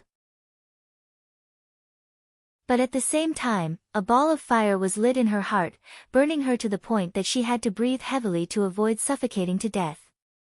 Skinny Monkey Man knew the grudge between Yi Yunji and Su Junqing. He could understand her pain, so he told him how Su Junqing had brought his grandfather to bloodthirsty progenitor. Even his own grandpa, Su. Crazy as, Skinny God, Skinny Yi sighed. Although he wasn't a good person and had harmed many people for the sake of cultivation, at least he wouldn't do anything to his family. He would also do his best to protect the people he wanted to protect. Su Junqing, Yi Yunji murmured. She wanted to bite the name and swallow it with her blood. Su Junqing, Yi Yunji muttered to herself. It was as if she wanted to crush the name and swallow it with her blood. Su Junqing, Yi Yunji murmured. She seemed to want to bite the name and swallow it with her blood. Don't do anything stupid, Skinny Monkey was worried that Yi Yunji would do something wrong. You don't have to worry too much. You are a gift from the patriarch. Su Junqing would never dare to kill you, Skinny Monkey said softly. I would rather he killed me. Yi Yunji's voice sounded like she was weeping blood. Tears flowed down her fair and beautiful face. Her tears were sincere, but most of them were for Skinny Monkey. The Skinny Monkey-like man was distressed. He quickly comforted Yi Yunji, I know you're upset. But don't worry, Su Junqing won't live for long. After we defeat the Spiritualist Alliance, the ancestor will not spare him. Skinny Monkey had served Ancestor Bloodthirsty for many years. He knew what Ancestor Bloodthirsty was thinking. He knew that Ancestor Bloodthirsty would not tolerate a failure like Su Junqing. I hope I can live until then. Yi Yunji wiped her tears and took out something from her pouch. She gave it to Skinny Monkey and said, Brother Skinny Monkey, thank you for taking care of me. I don't have anything to thank you, so take this as a memento. Skinny Monkey took it and saw that it was a small wooden carving. The carving was of a lively monkey. I will save you from here. Skinny Monkey held the monkey carving in his hand and said to Yi Yunji as if he was making a vow. Yi Yunji just smiled. There was a bit of helplessness and a bit of gratitude in her eyes. Let's go. Skinny Monkey suppressed his excitement and walked towards Su Junqing's room. Yi Yunji followed him silently. Soon, the two of them arrived in front of a dilapidated room. They knocked on the wooden door above. Who is it? Su Junqing's voice came. Brother Su, it's me, Skinny Monkey. Skinny Monkey's attitude was familiar and his voice was normal. Su Junqing hurried to open the door and greeted him enthusiastically. Oh, it's Brother Skinny Monkey. What brings you here? Then, he glanced behind Skinny Monkey and saw a blood slave with a slender body. Her head was lowered, and her long black hair hung on both sides. He couldn't see her face clearly. This blood slave number 13 is a gift from Ancestor Bloodthirsty. Skinny Monkey took out the red seal Ancestor Bloodthirsty had given him and pretended to be envious. Kid, you're the favorite of Ancestor Bloodthirsty. When you get rich, don't forget to mention your brother. Don't say that, Brother Skinny Monkey. I need to rely on you in the future, Su Junqing said modestly. Alright, don't stand on ceremony with me. Take this seal, drip a drop of blood on it, and then stamp it on this blood slave's body. She's yours now. This is a reward from the ancestor himself. You better enjoy it, kid. Skinny Monkey suppressed his heartache and pretended to be happy. He handed the seal to Su Junqing and said goodbye to him after a round of flattery. Take care, Brother Skinny Monkey. After Su Junqing saw Skinny Monkey off, he took the red seal and looked at the blood slave the ancestor Bloodthirsty had given him. Although he couldn't see her face because her head was lowered, he could see that her body wasn't bad. Moreover, she was full of blood and flesh. Su Junqing knew that Ancestor Bloodthirsty only sucked blood and never had sex. These blood slaves were still very clean. Raise your head. Let me look at you. Su Junqing's voice was gentle like a lover's murmur. Chapter 226. Su Junqing had his own plans. This blood slave had served the bloodthirsty progenitor for a long time, so she should know something. He had just arrived at Blood Cloud Peak and needed someone to provide information. This blood slave was a good choice. The blood slave slowly raised her head. Her cloud-like hair fluttered along with her movements and fell on her cheeks, revealing a beautiful face. The red mole between her eyebrows was as dazzling as cinnabar under the candlelight. Yunji. Su Junqing's eyes widened as he looked at Yi Yunji in disbelief. Why wasn't she dead yet? Sir Su, long time no see. Yi Yunji's resentful voice sounded in the room as if it was calling from hell. Yunji, are you alright? Su Junqing reacted quickly and showed a complicated expression of awkwardness, melancholy, worry, guilt, and other emotions. Thanks to Sir Su, I'm still alive, Yi Yunji said word by word. I know you must be blaming me. Su Junqing heaved a long sigh, but he was desperately trying to think of an excuse to fool Yi Yunji. He really didn't think that Yi Yunji was still alive and that the bloodthirsty progenitor had given her to him. Could it be that the old ancestor was warning him? You destroyed me and my family. Shouldn't I blame you? Yi Yunji's eyes burned with deep hatred. If it weren't for the fact that the spirit energy she had was not Su Junqing's match, she really wanted to rush up and die with him. Yunji, I know you hate me, but I have my own difficulties. Su Junqing wanted to say something but stopped. He sighed painfully and said helplessly, You've been in Bloodthirsty sect for a long time, so you should understand my situation. I'm just a dog in Bloodthirsty sect. I have to obey the progenitor's orders. You mean that the progenitor forced you to do all those dirty things? Yi Yunji sneered. The progenitor wants the treasure map. Your Yi family is guilty of possessing it. If it were someone else in Bloodthirsty sect, your entire family would be captured and used as fertilizer. You wouldn't be able to escape. Su Junqing's words were very skillful. He did not try to absolve himself, but this comparison showed that he had been lenient towards the Yi family. At least she and Yi were still alive. In that case, I should thank you. Yi Yunji was no longer the innocent girl from before. Of course, she wouldn't believe Su Junqing's nonsense. I know you resent me, and I have nothing to say. Since old ancestor has returned you to me, I will definitely treat you well in the future and make up for my mistakes. Su Juanqing's handsome face was filled with gentleness and determination to make up for his mistakes. Ha, do you really think that ancestor gave me to you to reward you? Yi Yunji laughed sarcastically, then said with a malicious tone, actually, he just wants to stabilize the morale of the army. After this incident, you will die without a doubt. Su Juanqing's pupils shrank as he asked, what do you mean? You know forefather Bloodthirsty's temper very well. He doesn't accept losers. Yi Yunji looked at Su Juanqing's pale face and felt really good. The failure of the Alchemy City plan has nothing to do with me. It's all because Yi Jioge is too cunning. For the forefather's grand plan, I even offered my own grandfather to him. Su Juanqing angrily said. What's the point of saying that to me? I'm not the forefather. Yi Yunji leisurely said. Su Juanqing's face was ashen. He knew that Yi Yunji was telling the truth. The forefather was an eccentric person and hated losers the most. Especially since the Alchemy City plan was related to his advancement, he couldn't afford to make any mistakes. Lu Yunfei and Xiong Yunhu were both dead, and he was the only one left alive. Su Juanqing originally wanted to take Lu Yunfei's corpse and escape, but his bewitching art had reached a critical point. He had to come back for the next merit law. After thinking about it, Su Juanqing finally came up with a way to use the old man as an apology.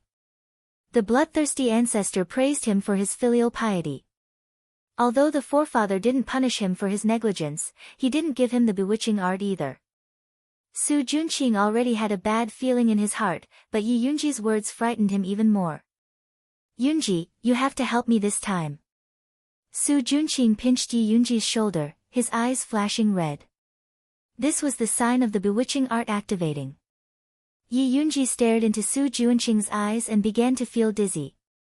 This familiar feeling immediately told her that Su Juanqing was using the bewitching art on her again. The bewitching art had a lot to do with the fact that she was so hell-bent on following this heartless man. She had been thinking about revenge day and night, so how could she not be on guard against Su Juanqing's move? Yi Yunji clenched her fists hidden in her sleeves. Her red fingernails smeared with heart-devouring powder pierced her palm. The unique pain of the heart-devouring powder immediately pulled her back to reality. Yi Yunji was clear-headed, but she still had a confused expression on her face. She answered Su Juanqing's question in a daze. The forefather's cultivation failed. The blood lotus is about to mature, the spiritualist alliance is waiting for an opportunity, and the bloodthirsty sect is wavering. Su Juanqing listened to the good news coming out of Yi Yunji's mouth, and his face revealed a crazy expression. In this way, not only could he take advantage of the alliance's attack on the bloodthirsty sect to get the complete bewitching art, but he could also get more benefits. Furthermore, he could obtain more benefits, such as the precious blood lotus flower. Yi Yunji looked at Su Juanqing's undisguised greed with hazy eyes, and her red lips curved imperceptibly. Su Juanqing, I will definitely return the pain I've suffered to you 1,000 times over. Blood Cloud Peak was surging, but Shang Jing was very calm. After Yi Jioge finished protecting Juni Chen, he left a bottle of essence cultivating pills and cherry pills for the awakened Luo Tian, and then returned with Zi Shang. As soon as he entered the gate, he heard buzzing sounds. A black and mighty fat insect flapped its wings and flew towards Yi Jioge, and complained discontentedly, "Where have you been? Master and I have been waiting for you for a long time." The feeling of being questioned by a goo insect was too fresh, so Yi Jioge replied very seriously, "I went to see Juni Chen, he had some problems with his cultivation." Oh. Black Overlord obviously did not care about the goo father that raised him, and instead surrounded Yi Jioge and shouted, "Where is my master's reward? Quickly give it to me." Since when could goo insects help their master get rewarded? Yi Jioge felt that these goo insects were becoming more and more temperamental. In order to encourage them to continue, she simply gave Yi Yu's reward to Black Overlord. This is the newly refined Spirit Beast Pill, Cherry Pill.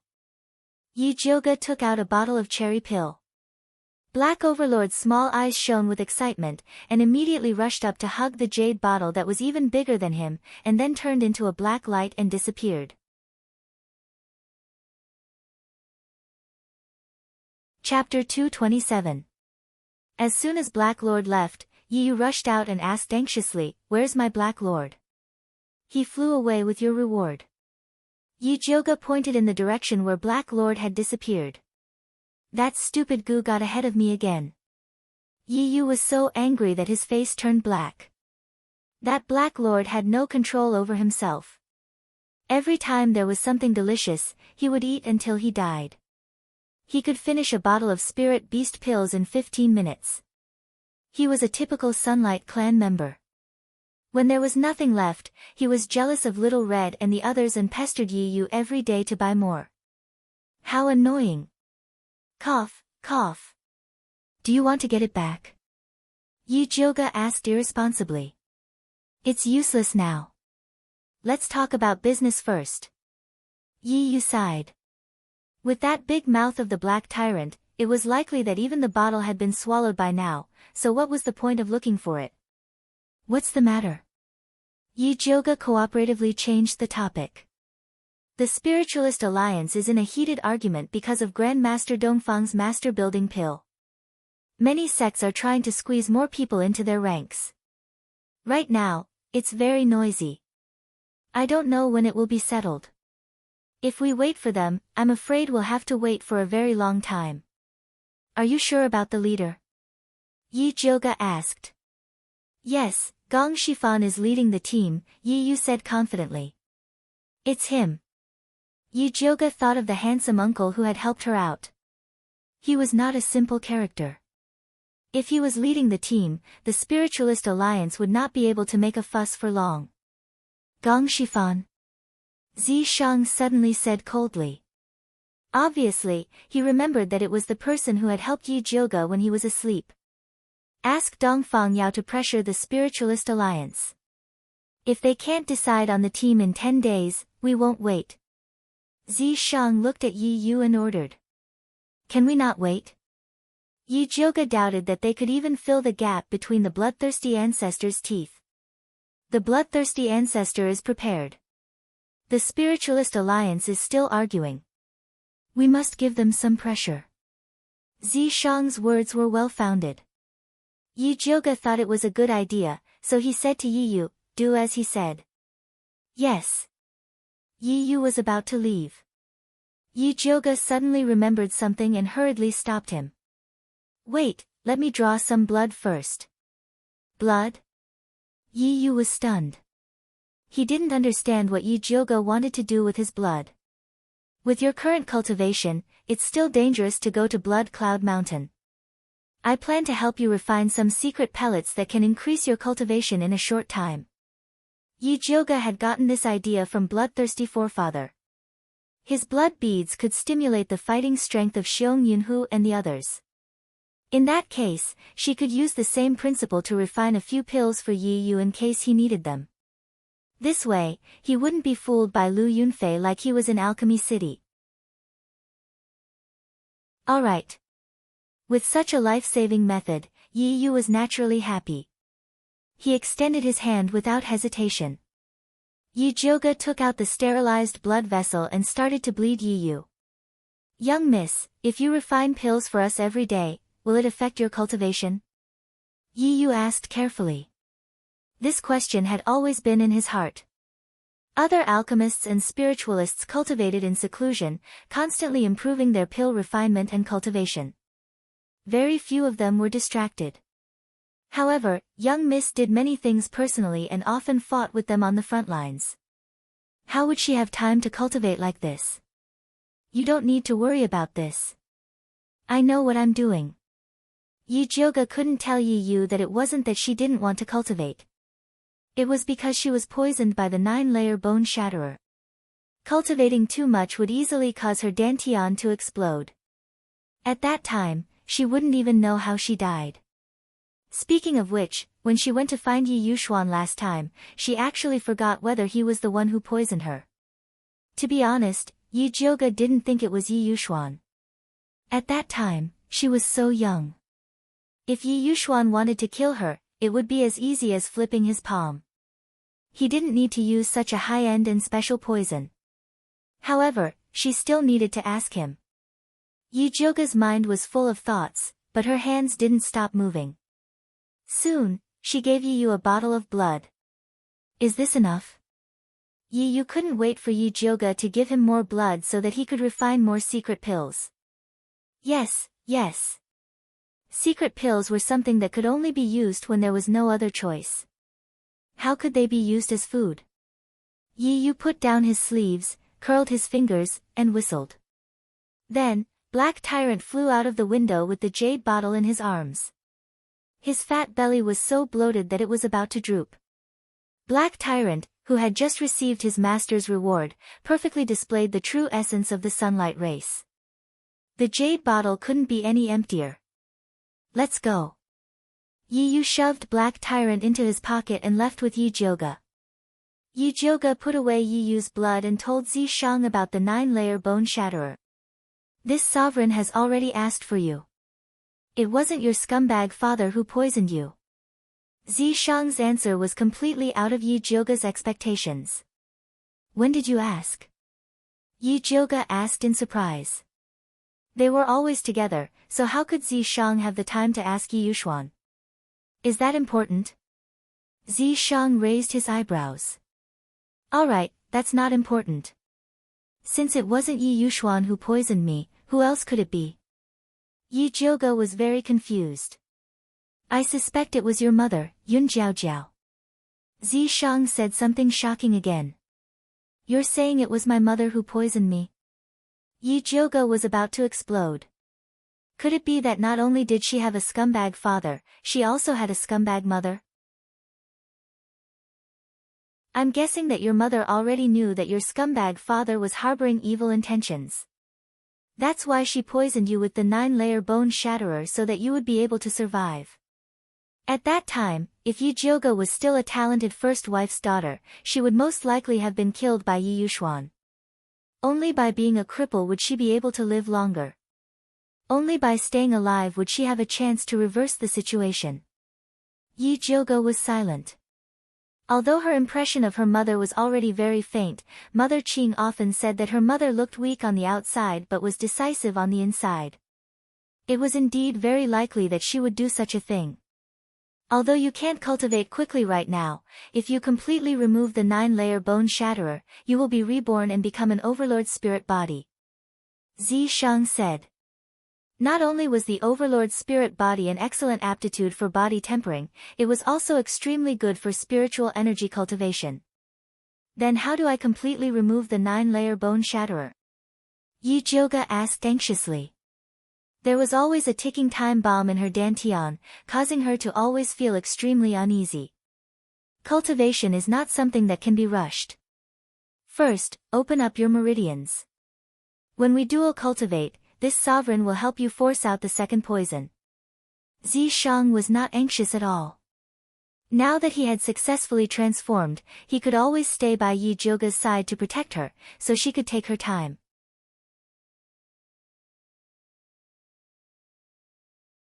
Chapter 228. You're not in a hurry, but I am. With Zishang's previous unreliable behavior, it would be strange if Yujioga believed him. Don't even think about cultivating it. Use the white bone fire to refine your Thunder Snake illusionary whip. It will also increase your combat power. Zishang's voice was very sincere, but his attitude was very perfunctory. Really? Yujioga took out the Thunder Snake illusionary whip from her waist. After a period of refining, this demonic weapon seemed to be more intelligent. The snake eyes on the handle faintly flashed with light. The snake body kept moving, but it was still a bit away from advancing. If you can get a 4th-rank Dark Soul Grass and refine the Thunder Snake illusionary whip, not only will it advance, it will also gain a Poison Fog skill.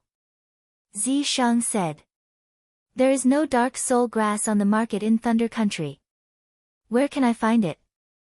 Yujioga was depressed. Dark Soul Grass only grew in the nests of poisonous demonic beasts. Now that all the high-level demonic beasts were in the demonic race's territory, it was very difficult to find it. If there is a chance, this sovereign will go back to the demonic race and help you get a stack. But this chance would have to wait for a long time. He could not show himself in the demonic race now. Forget it, I will think of a way. Yi Jioge shook her head. Zishang complained every day that she did not have enough demonic power. Unless it was absolutely necessary, she could not bear to order him around. Yi Jioge put away the Thunder Snake illusionary whip and began to organize the pills she needed to refine. Previously, Luo Tian had mentioned to her that Bloodthirsty sect had a mountain protection formation. Not only did it gather all kinds of miasma, poisonous gas, and bewitching gas, it also raised a large group of extremely vicious blood mosquitoes. It was very dangerous. Yi Jioge wanted to refine a high-grade pill that could expel poison and ward off insects. But the 3-star nether grass needed for this pill was not sold in Thunder Country. She was thinking if she should let Yi Yu buy some from other places. Just as Yi Jioge was organizing things, Mother Qing's voice came from outside. Eldest miss, the Gong family has come to visit. Do you want to go out and meet them? Gong family? Yi Jioge put down the brush and looked at Zishang. Zishang looked outside and said lazily, it's Gong Shifan and Gong Honglei. There are also a few small fries. Why did Gong Shifan come to find me? Yi Jioge felt strange. She tidied up her appearance and walked out of the house. Zishang naturally stayed by her side. Wait. Yi Jioge stopped and said to Zishang, observe from the shadows and act according to the situation. Gong Shifan was a spirit master and had seen a lot of things. She was worried that Purple Deceased Sword would expose himself. Alright. Zishang was indifferent to this, and he immediately concealed himself. Although Yi Jioge couldn't see him, he could feel that he was by his side. He immediately calmed down and walked towards the hall. In the main seat of the hall sat a tall and thin man with deep eyes and a temperament like a mountain. His brows were filled with the vicissitudes of life, and his body had a very special attraction. It was Gong Shifan. Beside him was Gong Honglei. Behind them were a man and a woman, who were both advanced spiritualists. The man was wearing blue clothes and was about 25 years old. He was quite handsome, but his eyes were a little unfocused. The woman was wearing a light yellow dress and was in her early 20s. She wasn't tall, had high cheekbones, slender eyes, and a slightly flat nose. Her looks were very average, and even a little ugly. She had a rather high-rank storage bag on her waist, and her ugly face was full of arrogance. Seeing Yi Jioge come out, the woman suddenly revealed a look of disdain and even let out a cold snort.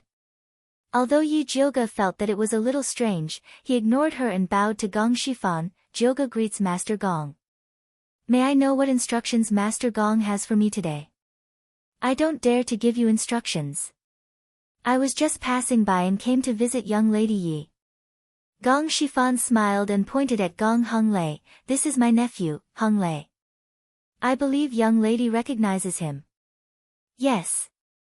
Yi Jioge nodded and greeted Gong Honglei. Young Master Gong, long time no see. Young lady, long time no see. Gong Honglei smiled and looked at Yi Jioge with sincere and grateful eyes. Gong Shifan then introduced the man and the woman. This is Dan Yang Sect's Qiao Xiaohua and Yu Lingjun. Jioge greets the two of you. Yi Jioge greeted them indifferently. Yu Lingjun impolitely sized Yi Jioge up and said arrogantly, Are you Yi Shanshan's sister? The younger sister is shameless, but the older sister looks more like one. Her words were very impolite, full of contempt and humiliation. Young lady Yu, what do you mean? Yi Jioge's face sank.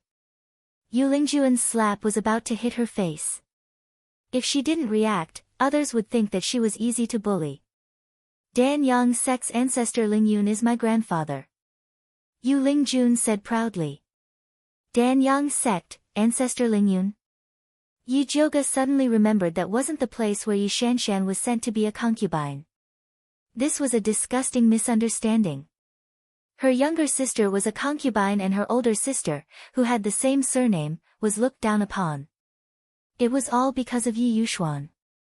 Young lady Yi has already established her own sect and has nothing to do with the Yi clan.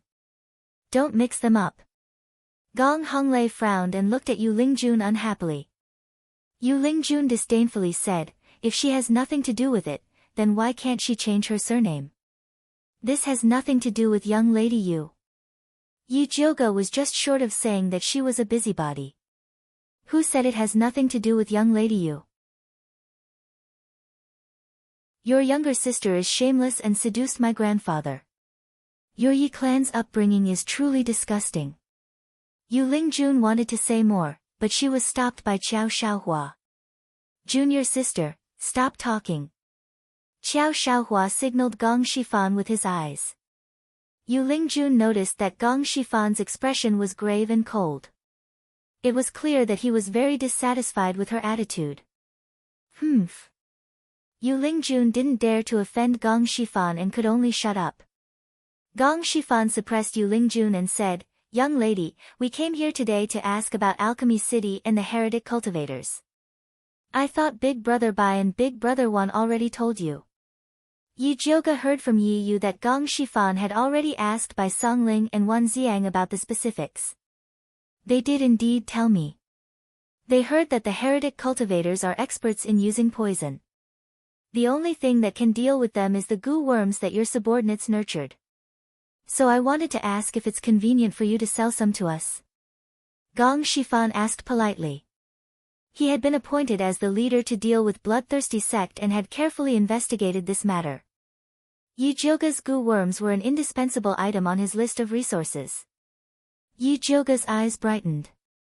She suddenly realized that she could use goo worms to exchange for dark soul grass with the Gong clan.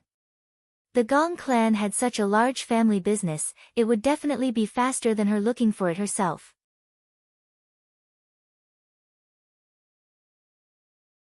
Chapter 229. Yi Jioga was thinking about how to bring this up when Yu Lingjun suddenly said, fighting against heretic cultivators is everyone's responsibility. Do you want to take money? Yi Jioga raised his head in surprise. Who gave this person so much face to ask for something for free? That's right. Aren't you known as the hero fighting against heretic cultivators? Are you not even willing to give me something like this? Yu Lingjun said matter-of-factly. She just didn't like Yi Jioga. He was just the elder sister of a lowly concubine, yet he was in the limelight in Alchemy City. This time, the Spiritualist Alliance was going to eradicate bloodthirsty sect. The competition in the alliance was so fierce that even her position was squeezed in with great difficulty. However, Yi Jioga easily occupied a spot and even made the leader Master Gong look at him in a different light. Those goo worms were just some unorthodox methods, yet he still dared to use them as a condition. He was simply shameless. Qiao Shaohua didn't try to dissuade his junior sister this time. Although their Danyang sect was famous for alchemy, master establishment pills were also very scarce. Yu Lingjun had an elder grandfather, so she had an advantage in this aspect. He didn't have a backer, so he could only rely on himself. Thus, he was determined to get this master establishment pill. In his eyes, Yi Jioga was a competitor. Weakening the competitor's strength was also very good. Gong Honglei was also stunned by Yu Lingjun's shamelessness. After a while, he said angrily, who do you think you are to make people selflessly contribute? Young Master Gong, I'm talking to Miss Yi. Why are you so agitated? Yu Lingjun's gaze swept back and forth between Gong Honglei and Yi Jioga. Then, she muttered in a voice that everyone could hear, the younger sister is shameless, but the older sister is no better. You. Gong Honglei's face turned red with anger. If it wasn't for the fact that Yu Lingjun was a woman, he would have struck her. Miss Yu, please behave yourself. Young Master Gong and I are just friends. After Yi Jioga solemnly clarified his relationship with Gong Honglei, he said to Gong Shifan, but Miss Yu is right. Dealing with bloodthirsty sect is everyone's matter. Those who have the ability should contribute. I'm willing to give the goo worms for free. TSK, isn't it just a goo worm? You speak as if it's something amazing. Yu Lingjun sneered. Enough. Qiao Shaohua also felt that his junior sister's words were a bit too much, and quickly pulled her back. Miss Yi, you don't have to do this. Gong Shifan frowned. He regretted bringing the two idiots from the Danyang sect with him. Master Gong, you don't have to be so polite. It's everyone's responsibility to fight against evil cultivators. If it were Miss Yu, she would do the same. Yi Jioge looked at Yu Lingjun with a smile. Of course, Yu Lingjun replied proudly. Since that's the case, there's something I need Miss Yu's help with. I have the recipe for a high-grade insect repellent pill that can resist the bloodthirsty sect's defensive formation. I'm just missing some 3-star serene grass. Miss Yu is in the Danyang sect, so I'm sure you won't be lacking in spirit herbs. You'll definitely be willing to contribute them. Yi Jioge smiled as he dug a hole for Yu Lingjun. Gong Honglei could already tell that Yi Jioge was digging a hole for Yu Lingjun to jump into. He was very willing to help her, so he said loudly, Miss Yi can actually refine this kind of spirit pill. That's great. This way, we have more confidence in dealing with the bloodthirsty sect. With that, Gong Honglei turned to Yu Lingjun and said, Miss Yu, this 3-star serene grass is all up to you. Don't just say it and not do it. Yu Lingjun's expression changed, and she quickly said, 3-star serene grass isn't cheap. Miss Yu, don't tell me you want me to contribute even the pill recipe. Yi Jioge interrupted Yu Lingjun's words. Yu Lingjun really did have this idea. Gong Honglei rushed to say again, Miss Yi is worrying too much. The Danyang sect has so many pill recipes, but I haven't seen them contribute any. In other words, if you want someone else to contribute a pill recipe, you should take one out if you have the ability. Yu Lingjun's expression changed again. Pill recipes were a secret. Even if her grandfather was the patriarch of the Danyang sect, he couldn't break this rule. Qiao Shaohua saw that the situation was bad and quickly said, Young Master Gong, the 3-star serene grass is expensive. We are just disciples of the Danyang sect, so we can't make the decision. Is that so? When the two of you made the decision to ask Miss Yi to contribute her goo worms, you were quite loud. Gong Honglei didn't give these two any face at all. Although the Danyang sect was also a large sect, the Gong family wasn't to be trifled with. There was no need to give them face.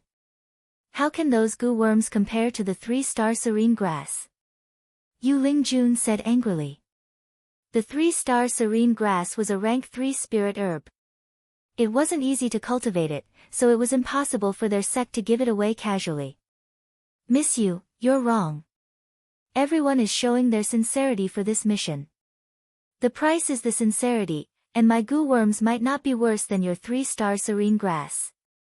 The market price of 3-star serene grass is less than 1,000 taels of gold each. My goo worms are priceless, Yi Jioge said coldly. You have the cheek to ask for a few stupid worms? Pfft. Yu Lingjun's face was full of anger. She wanted to go forward and give Yi Jioge 2 slaps.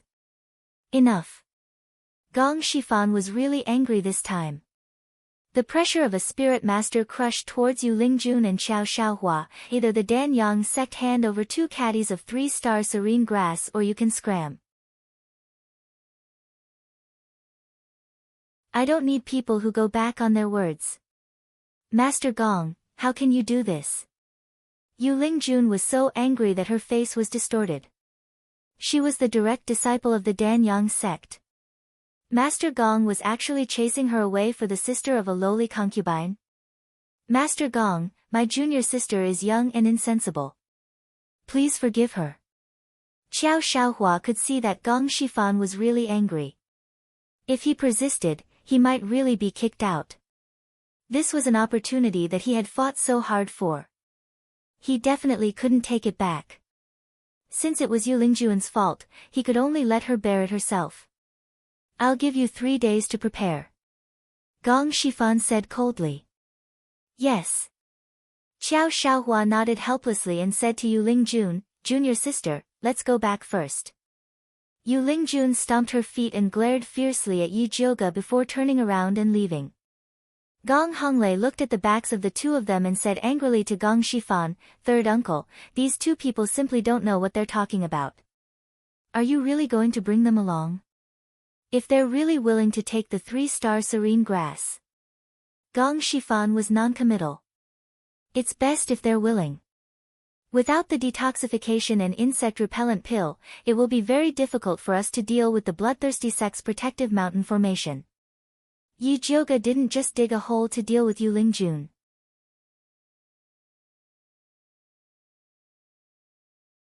Chapter 230. I wonder if young Miss can explain this mountain guarding formation in detail. Gong Shifan's expression became serious. Their spiritualist alliance didn't have any information about this mountain guarding formation. Of course.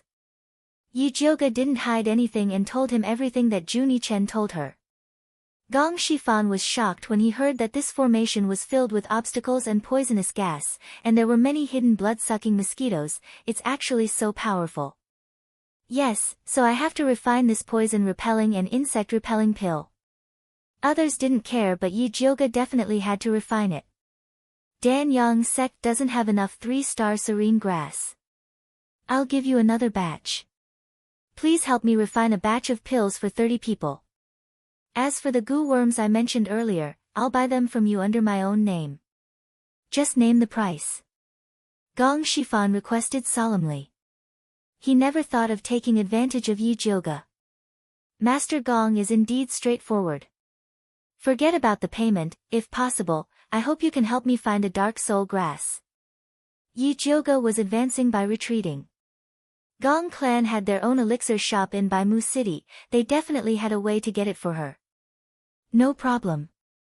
Gong Shifan nodded without hesitation. Dark soul grass was precious, but it was worth it to win over Yi Jioga. Thank you. Yi Jioga nodded. It was easy to do things with straightforward people. Our team has about 15 people and will set off in 10 days. What's young Miss Ye's plan? Do you want to come with us? Gong Shifan asked. No need, we'll set off 5 days in advance. We'll go check the situation there first and meet up then. Yi Jioga originally wanted to move with Gong Shifan, but Yu Lingjuan's attitude made her change her mind. If the righteous sects were all arrogant people like this, she wouldn't go looking for trouble. Alright. Gong Shifan knew that Yu Lingjun and Xiao Xiaohua disgusted Yi Jioga, so he didn't force her and changed the topic. I heard Master Yun sent an expert to protect you, is that true? Yes. Yi Jioga nodded. I wonder if First Miss can introduce me. Gong Shifan said with a smile. Sorry, he's not in the residence. Yi Jioga said apologetically. That's a pity. Gong Shifan smiled regretfully. If there is a chance, I will bring him to visit you. Yi Jioga said politely. She still needed the help of the Gong family for her dark soul grass, so she still had to say some polite words. I will definitely welcome you with open arms. At this point, Gong Shifan's attitude became serious and he said solemnly, Eldest Miss, I have something to ask of you. Master Gong, please speak. Yi Jioga had already guessed what he wanted to say. Young Miss, you should have heard that my big brother's son, Gong Baiyu, was born with an eye disease. Many spiritual doctors were unable to treat it, so I want to ask Master Yun to take a look. As long as Master Yun can cure Baiyu's disease, our Gong family is willing to pay any price. Gong Shifan's promise was so heavy that even Yi Jioga was moved. Unfortunately, she didn't know where her grandfather was.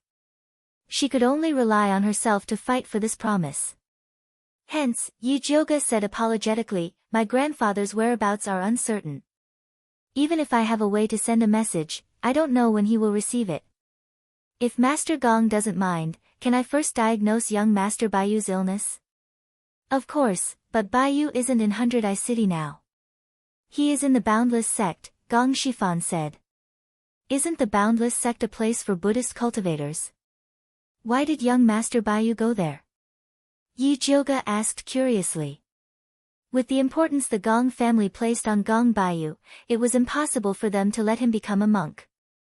Gong Shifan hesitated for a moment before saying, Baiyu's eye disease is getting worse. He can't sleep at night. he can only rest for a while at the boundless sect. It's that serious? Yi Jioga suddenly felt that something was wrong. The eye disease affected the brain, and it was spreading too quickly. Even she wasn't confident that she could cure it. Yes, I heard that the blood lotus can calm the mind. I wanted to find one for him to try. The reason why Gong Shifan was willing to be the team leader was not only to take revenge for Gong Hongyu, but also to obtain the blood lotus to alleviate Gong Baiyu's illness. I see. Yi Jioga sighed. Master Dongfang was also determined to obtain the blood lotus. He was even willing to use master establishment pills to exchange for it. He hoped that the blood lotus in the bloodthirsty sect would be enough for the two of them to fight for it. Gong Shifan chatted with brother Yi Jiu for a while longer. Just as he was about to leave, Gong Honglei, who had been silent all this time, suddenly said, "Eldest miss, I have a question, but I don't know if I should ask it." "Young Master Gong, please speak," Yi Jioga said politely. "You are the only descendant of the Yun family. Why don't you change your surname back to Yun?" Gong Honglei really wanted to ask this when Yu Lingjun humiliated Yi Jioga. This. What was she supposed to say? When she broke off with her scumbag father and came out to establish her own family, she still wanted to change her surname. However, Emperor Xian Wu suddenly gave her a Yi residence plaque. It was obvious that he wanted her to continue fighting with her scumbag father. She had just established her own family, so it wasn't good for her to embarrass Emperor Xian Wu. However, Yu Lingjun used the fact that Yi Shanshan was a concubine to attack her. This made her realize that as long as she continued to use her surname, Yi Yushuan's tricks would affect her reputation. Now, it seemed that it was necessary to change her surname, but she still had to find the right time. I still have some face in front of Emperor Xian Wu. If eldest Miss Yi wants to change, I can help. Gong Shifan could see Yi Jioga's fear. This simple sentence showed the demeanor of an expert. Although Emperor Xian Wu was the emperor of Thunder Country, he was still far inferior to the Gong family. It was a piece of cake for the Gong family to ask him to change his edict. If that's the case, thank you. Yi Jioga nodded. Since the Gong family was willing to help, she didn't refuse.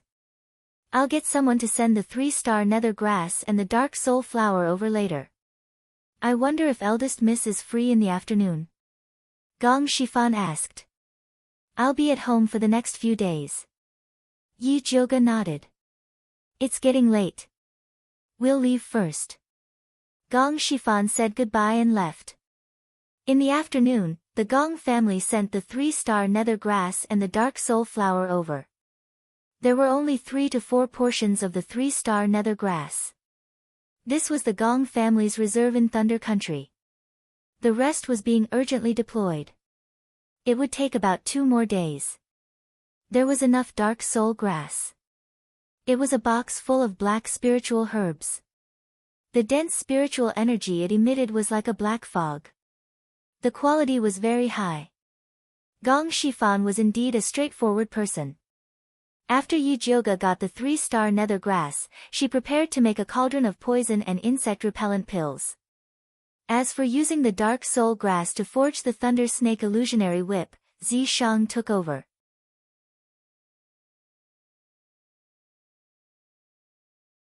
Chapter 231. In the alchemy room, Yi Jioga stood in front of the small bronze cauldron and focused on controlling the white bone fire for the final stage of core formation. The cauldron emitted a white glow as the medicinal liquid quickly condensed into dozens of white pills. When the cauldron was opened, an extremely cold aura rushed out and the temperature in the room immediately plummeted. This Yin pill is not bad. Zi Shang raised his eyebrows. It was his first time refining such a difficult Yin pill, yet it was so perfect. Xiao Jioga was indeed amazing. Do you think Gong Shifan will dare to eat it if he knows it's a Yin pill? Yi Jioga asked Zi Shang worriedly. She did not tell Gong Shifan that the poison and insect-repellent pill she refined was a Yin pill. This was because the Yin pill was not suitable for spiritualists and would feel uncomfortable eating it. However, the bloodthirsty sect's protective formation was too powerful and spirit pills could not resist it. Only the Yin pill could fight poison with poison. He would be stupid if he doesn't eat it. Zishang did not think Gong Shifan was a fool. The greatest effect of the Yin pill Xiao Jioge refined was not to expel poison and insects but to kill them. After consuming this Yin pill, no matter what poison entered the body, it would immediately be metabolized and form poisonous sweat on the surface of the body. Mosquitoes would die if they touched it. This was the pill she specially researched based on the bloodthirsty sect's protective formation. You're right. Since I've already refined the pill, it's up to them whether they eat it or not. As Yi Jioge spoke, she put away the Yin pill in the cauldron. 2 more cauldrons and then help me deal with the dark soul grass. Zishang glanced at the remaining 3-star nether grass.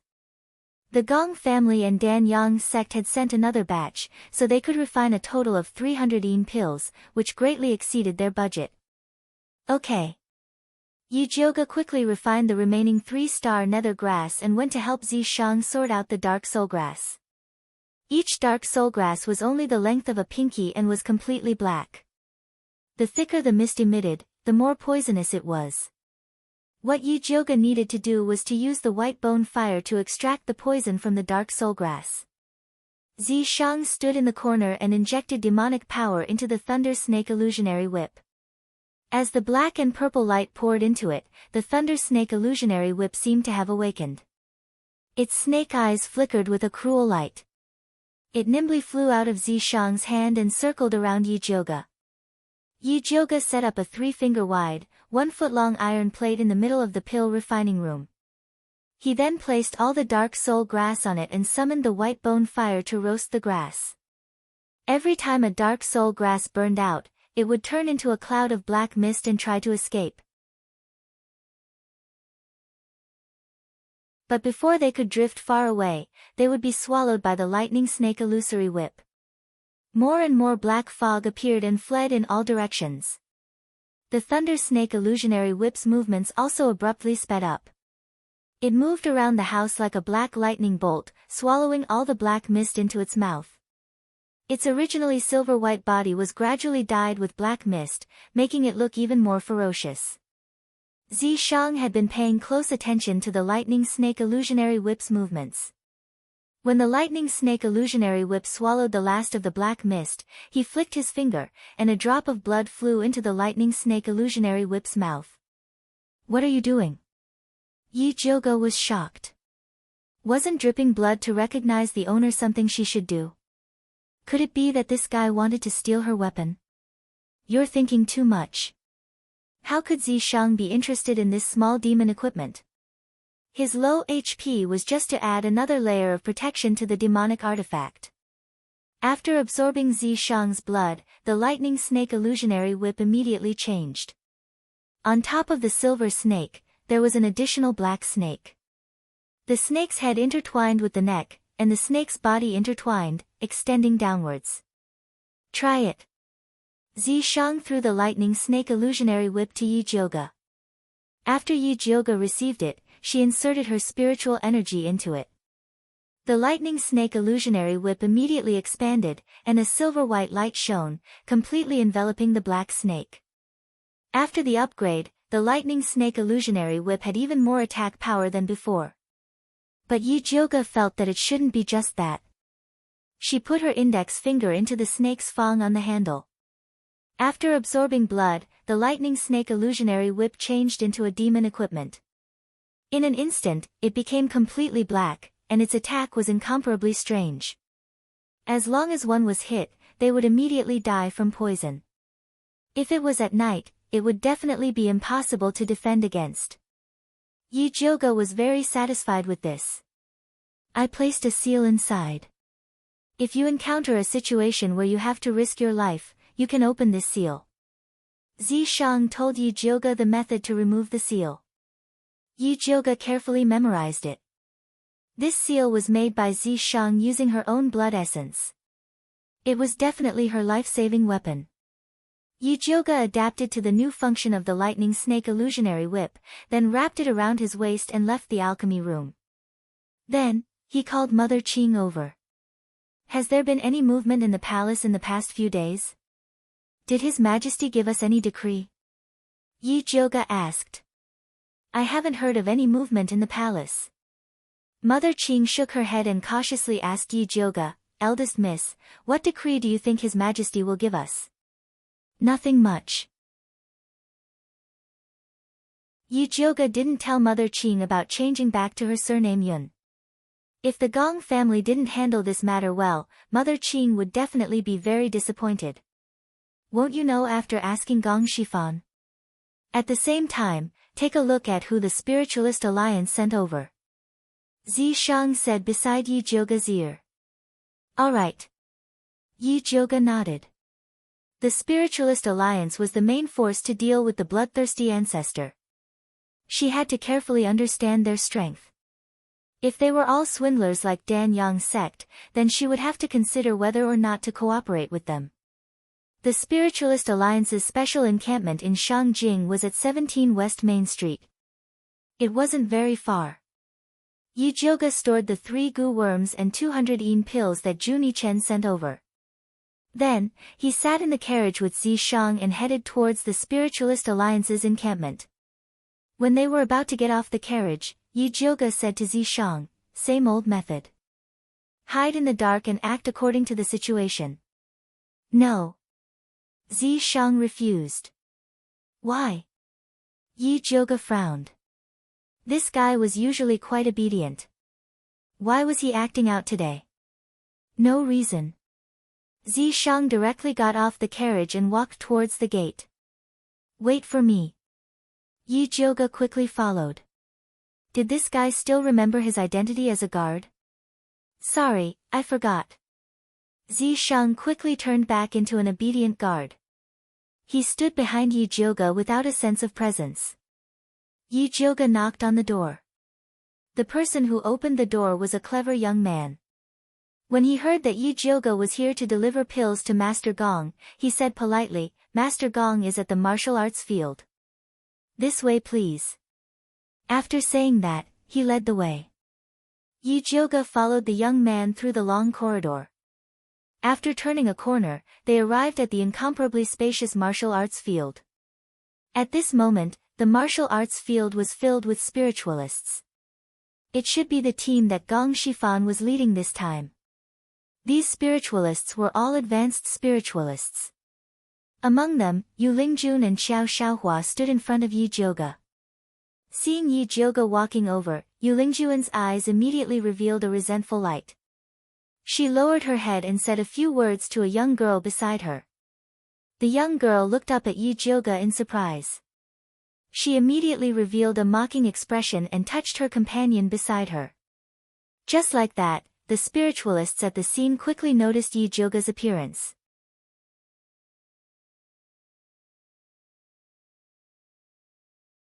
Chapter 232.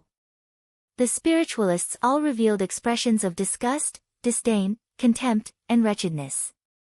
It was easy to imagine that Yu Lingjun would definitely promote her sister's reputation among them. To these proud sons of heaven, a woman who became an old man's concubine was a lowly good, even her sisters were lowly. Yi Zhouge acted as if he did not see these malicious gazes, and only asked the young guard softly, Where is Master Gong? Please wait for a moment, I will go and call Master Gong. The young guard turned around and entered the house, leaving Yi Zhouge standing there. I was wondering who it was, isn't this Miss Yi? What do you want today? Yu Lingjun crossed her arms in front of her chest, and her attitude was sarcastic. I am here to give Master Gong gu worms and pills.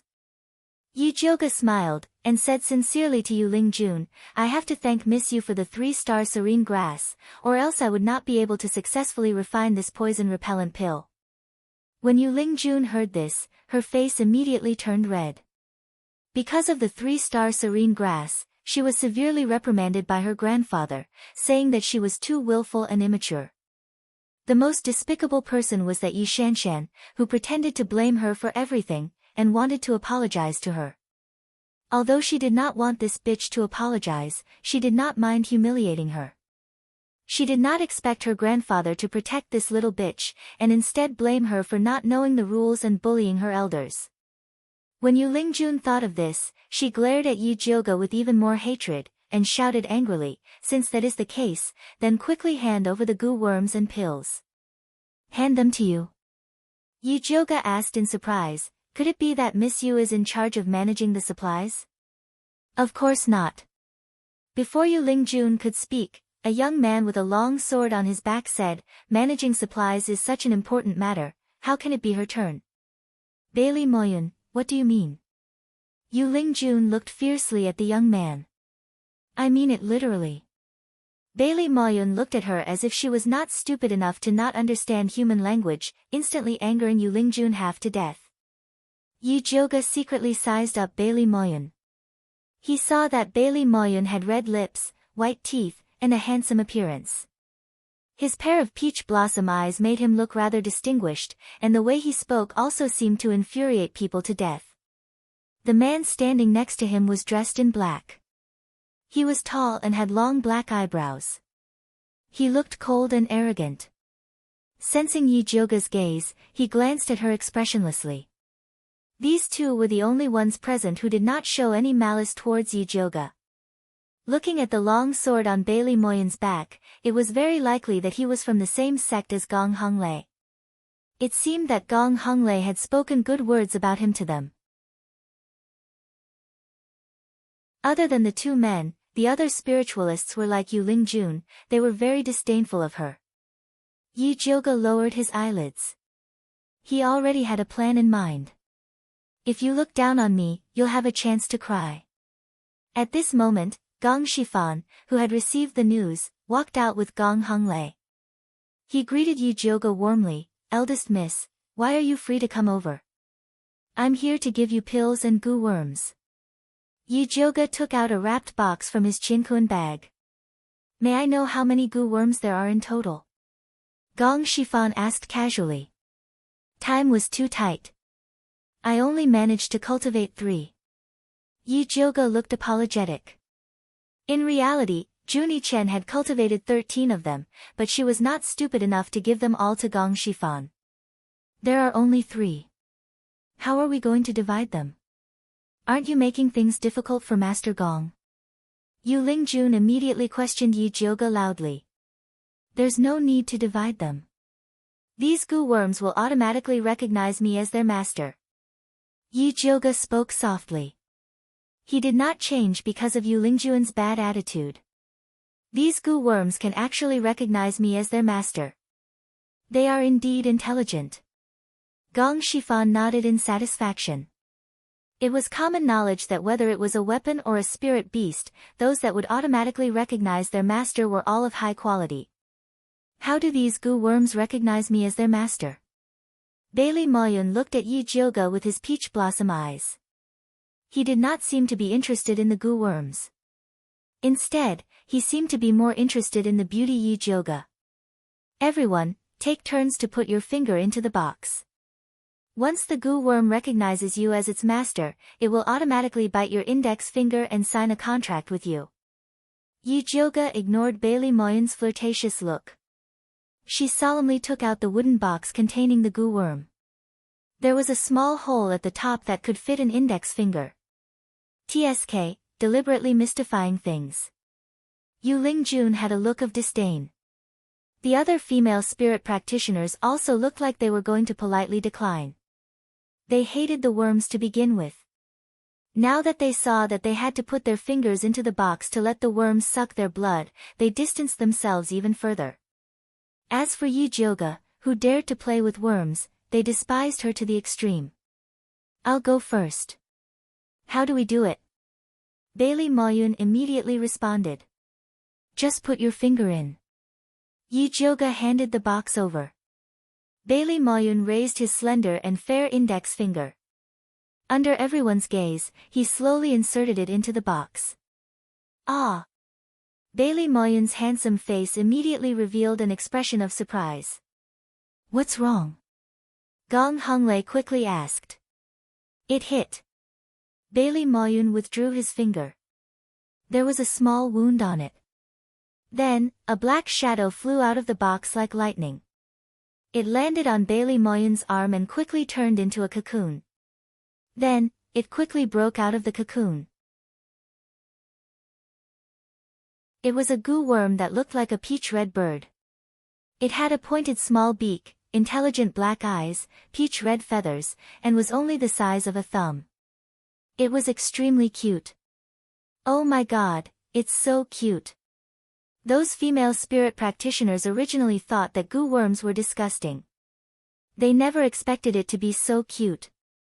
This was also the area that Yi Jioga requested Juni-chen to improve. The Blood Cloak Meow people only focused on power. Those goo worms were all ferocious. However, the team led by Gong Shifan was from a famous sect. Raising goo worms was a crooked way to them. If they had the appearance of Lil, Red, Big Mouth, and the rest, they would probably be abandoned after defeating Bloodthirsty sect. Thus, Yi Jioga requested Juni-chen to change the appearance of these three goo worms. It was fine if their power was low, but their appearance had to be acceptable. Now, it seemed that the effect was very good. Immediately, there were two pretty and lively girls who could not help but tease the cute peach-red goo bird on Bailey Moyon's arm. The little goo bird also cooperated and chirped softly, looking even more adorable. Young Master Bailey, give it a name. The female spirit practitioner called Lin Yanxi giggled. Bailey Moyon thought about it and quickly decided, let's call it Little Peach. He was also very satisfied with this pink little bird goo. He did not know if it could detoxify the poison, but it was enough to pick up girls. Next. Yi Jioga saw the lively atmosphere and did not lose the opportunity to shout. Senior brother, go quickly. Yu Lingjun quickly pushed Xiao Xiaohua. If goo worms were all so cute, she wouldn't mind taking one as well.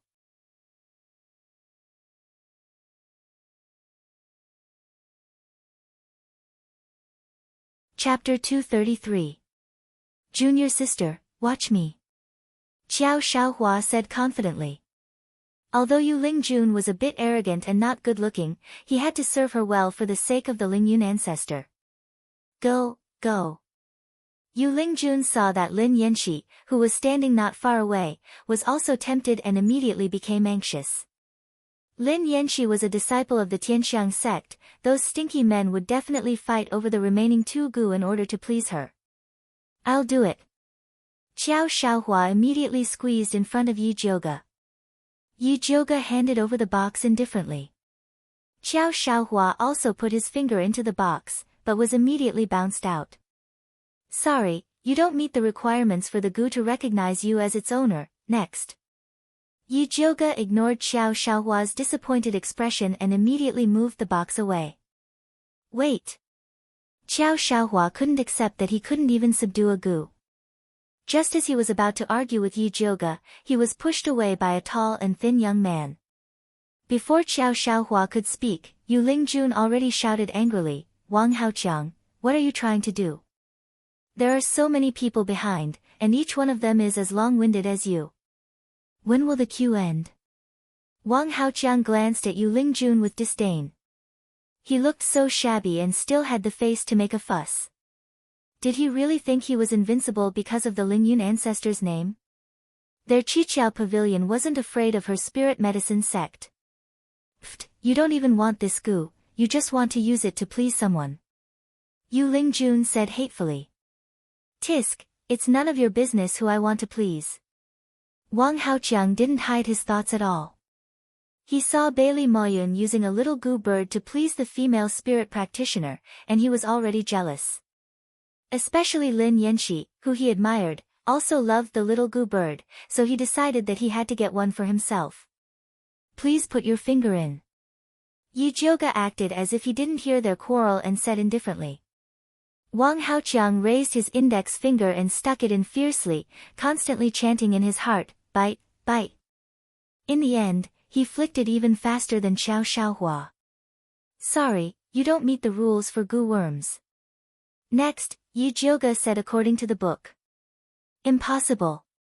Is this bug stupid? It doesn't recognize me. Wang Haoqiang said in disbelief. Strength, this is strength. Bailey Moyun said with a grin, then used his elbow to poke the stern man's waist and said with a grin, Ali, you should also try. Ali, Nangongli, a core disciple of the Purple Cloud sect, was also Bailey Moyun's best friend. Next. This time, Yi Jioga directly walked in front of Nangongli. Nangongli frowned slightly. It was obvious that he did not want to participate. Just give it a try. Bailey Moyun incited from the side. Nangongli was so annoyed by Bailey Moyun that he casually put his finger into the box. Did we hit the jackpot? Bailey Moyun was even more nervous than Nangongli. Nangongli nodded his head. He looked at Yi Jioga meaningfully, but didn't say anything else. Quick, let's see what kind of goo worm you have. Bailey Moyun pulled Nangongli's finger out. Another black shadow came out of the box and stood on Nangongli's arm. It was a black eagle with blood-red eyes. The eagle, which was the size of a thumb, was both mighty and adorable, causing the female spiritualist to shriek. Yours is not bad too. Bailey Moyun exclaimed. However, he still liked his Xiao Tao more. Nangongli was originally worried that this goo worm would be very feminine, but he was relieved when he saw that it was an eagle. There's only one left. Yi Jioga raised the box high and asked, who else wants to try? Hung Lei, give it a try. Bailey Moyun pulled Gong Hung Lei over and forcefully pressed his finger into the box. You. Gong Hung Lei looked at Bailey Moyun helplessly. With so few goo worms, he didn't even want to participate in this matter. It hit the jackpot. Bailey Moyun shouted with great experience. The last goo worm transformed into a cocoon. It was a majestic green praying mantis. Ha ha ha, it suits you. Bailey Moyun couldn't help but laugh. Gong Honglei's character was reckless and unyielding, and he often acted like a mantis trying to stop a chariot. This goo worm was very suitable for him. It seems that when these goo worms form a contract, they also follow their master's will.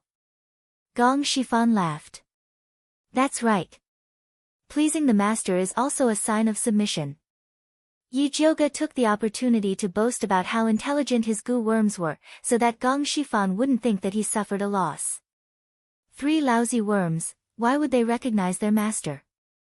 It's obvious that you're secretly manipulating them. Wang Haoqiang ordered. The other failed candidates also responded. I was wondering why Master Gong was so protective of her. It turns out that he's so good at pleasing people. We're really inferior to him. Yu Lingjun said sarcastically. Many people agreed with her. These spiritualists came from various large sects, and they were dissatisfied with Gong Shifan, the leader who suppressed their own seniors. They didn't dare to say anything in the open, but they dared to agree in secret. Yi Jioga treated Yu Lingjuan's sarcasm as a dog's bark. This was Gong Shifan's territory, so it was not her turn to be in the limelight. In the end, before Gong Shifan could speak, a pleasant and clear voice sounded behind her. Spiritual objects belong to the capable. What right does a useless person have to question it? Who's there? Yu Lingjun widened her eyes and looked at Yi Jioga, but the figure of a beautiful man appeared in her eyes. His black eyebrows reached his temples, his black eyes were as bright as stars, his nose was high, and he had a rosy and charming appearance. Just by standing there, he gave off a domineering aura as if he was looking down on the world, as if the universe was in his hands. Yu Lingjuan's heart was beating faster. She had seen many handsome men in the Danyang sect, but compared to the person in front of her, they all paled in comparison. The world was dark and gloomy. It was as if he was the only bright light. When did such a devilishly handsome man appear? It was unbelievable that she didn't even notice it. There were many people who felt the same way as Yu Lingjun, and most of the female spiritualists stared at him. The male spiritualist was filled with hostility. They didn't even notice when this devilishly handsome man appeared. It was as if he suddenly appeared as soon as he spoke. What are you doing? Yi Jioge was most annoyed by Zishang's behavior, attracting bees and butterflies. Was he afraid that people didn't know he was handsome? Of course, I'm teaching these useless people how to be human. Zishang replied seriously. You're a demon, teaching others how to be human. Don't you have any shame? Yi Jioge glared at Zishang fiercely and said in a low voice, Go down, don't cause trouble for me. Unfortunately, given the current situation, it was too late for Zishang to go down even if he wanted to because Gong Shifan was already looking over.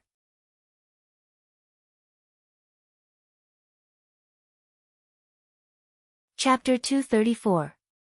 The moment Zishang appeared, Gong Shifan already guessed that he was the famous expert in Alchemy City. He took a step forward and smiled at Yi Jioge. You must be Master Yun's guard, Yi Zi. Yes. Yi Jioge nodded helplessly. I heard that Brother Yi Zi defeated a demonic cultivator by yourself in Alchemy City. You do live up to your reputation. Gong Shifan praised. I heard that Master Gong's team is made up of elites from various sects, but they don't live up to their reputation. Zishang's tone was full of disdain. Gong Shifan frowned and looked at Yi Jioge. Aren't you going to control your guard? Yi Zi, stop it. Yi Jioge's scolding was not threatening at all. She could tell that Zishang was here to cause trouble. How could she, the fake master, control him? Miss, these people are too useless. Let's not waste time here. Zishang added fuel to the fire. Brother Yi Zi, be careful with your words. Gong Shifan's voice turned cold. Though he really wanted to rope this expert in, he couldn't pretend that he didn't hear such a merciless slap in the face. Brat, don't be too arrogant. If you're so good, let's fight. Wang Haoqiang shouted. Beat him to death. The others also shouted. With just you guys? Zishang smirked and said in disdain, since you're looking for a fight, there's no need to take turns. Come at me together. Brat, how arrogant. Do you really think we can't do anything to you? Wang Haoqiang didn't have a bottom line either. He immediately called out, everyone, let's go together and show him how powerful we are. Kill him. Qiao Shaohua was the first to respond to Wang Haoqiang's call. The others also took the opportunity to surround him. None of the spiritualists in this team were idiots. Even when they were arrogant and prideful, they knew how to judge the situation. Everyone had heard about the battle in Alchemy City. This man who killed a demonic cultivator was definitely not simple. They didn't have much confidence in a one-on-one fight, but if they surrounded him, they would definitely win. The only ones who did not gather were Nan Gongli, Bailey Moyun, Yu Lingjun and the other female spiritualists. Third uncle. Gong Honglei looked worriedly at Yi Jioge and Zishang, who were surrounded in the middle. Since Brother Yi Zi is so interested, let's play with him. Gong Shifan said calmly, as if the scene in front of him was just a game. Yi Zi had humiliated him so much just now, so he could use Wang Haoqiang and the others to test Yi Zi's strength. Young miss, may I borrow your spirit weapon? Zishang pretended to be respectful as he spoke to Yi Jioge. Keep pretending, keep pretending. Yi Jioge unsheathed the lightning snake illusionary whip with a dark expression and heavily handed it over to Zishang. Then, he walked to the side. Zishang shook the whip and said to Wang Haoqiang and the others, come. Go. Wang Haoqiang immediately rushed forward. In his hand was a scythe-shaped spirit weapon. With a light wave, countless flat green wind blades shot out. Qiao Shaohua's spirit weapon was a medicine pestle. It emitted a green light and instantly turned into countless vines that fixed Zishang in place. The other spiritualists were overjoyed and did not have any intention of cooperating. They ordered their spirit weapons to attack Zishang. In the blink of an eye, the colorful spiritual light surged towards Zishang. Yu Lingjun stood at the side and watched nervously. Although Zishang's words were very infuriating, she could not bear to see such a handsome man being defeated. The spiritual lights exploded and the light dissipated. Zishang, who was supposed to be battered and exhausted, was nowhere to be seen. Where did he go? Wang Haoqiang quickly looked around. There. Xiao Xiaohua's eyes were sharp. He had already seen Zishang appear beside Yi Jiuge. Why did you come back?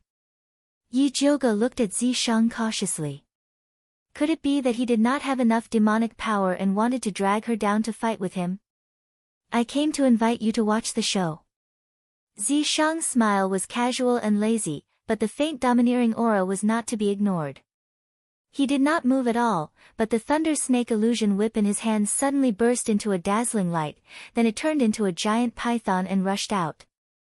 Smash it! Wang Haoqiang roared and took the lead to attack the thunder snake illusion whip. Qiao Xiaohua and the other spiritualists also followed behind him and attacked at the same time. The bright thunder snake illusion whip hung high in the air and could not be avoided at all. After being hit by countless spiritual lights, the light immediately dissipated. TSK, I thought he had some ability, but he is only a so-so. Wang Haoqiang was proud. This spirit weapon was the lifeblood of a spiritualist. Smashing his weapon was no different from smashing him. Qiao Xiaohua did not relax his vigilance and kept staring at Zishang's movements. Seeing him raise his hand to make a strange sign, he immediately shouted, "Be careful." The thunder snake illusion whip exploded again and shot countless silver lights towards the spiritualists present. This explosion was too fast. Many spiritualists did not even have time to react and were pierced by these lights, making bursts of screams. You're crazy. Wang Haoqiang's reaction was the fastest. He instantly dissipated 2 lights, but was still injured by the light. His face and body were instantly left with countless wounds. Qiao Xiaohua was the most miserable. His face was swept by several lights and was covered in blood. It looked very terrifying. Stop! Yu Lingjun immediately screamed. Gong Shifan also could not bear it anymore. He activated his spiritual power and shot a thumb-thick spiritual light towards the thunder snake illusion whip. At this time, Zishang waved his hand. The thunder snake illusion whip flew back to his hand like lightning and returned to its whip form. Brother Yi Zi, it is only a spar. Why do you have to hurt people like this?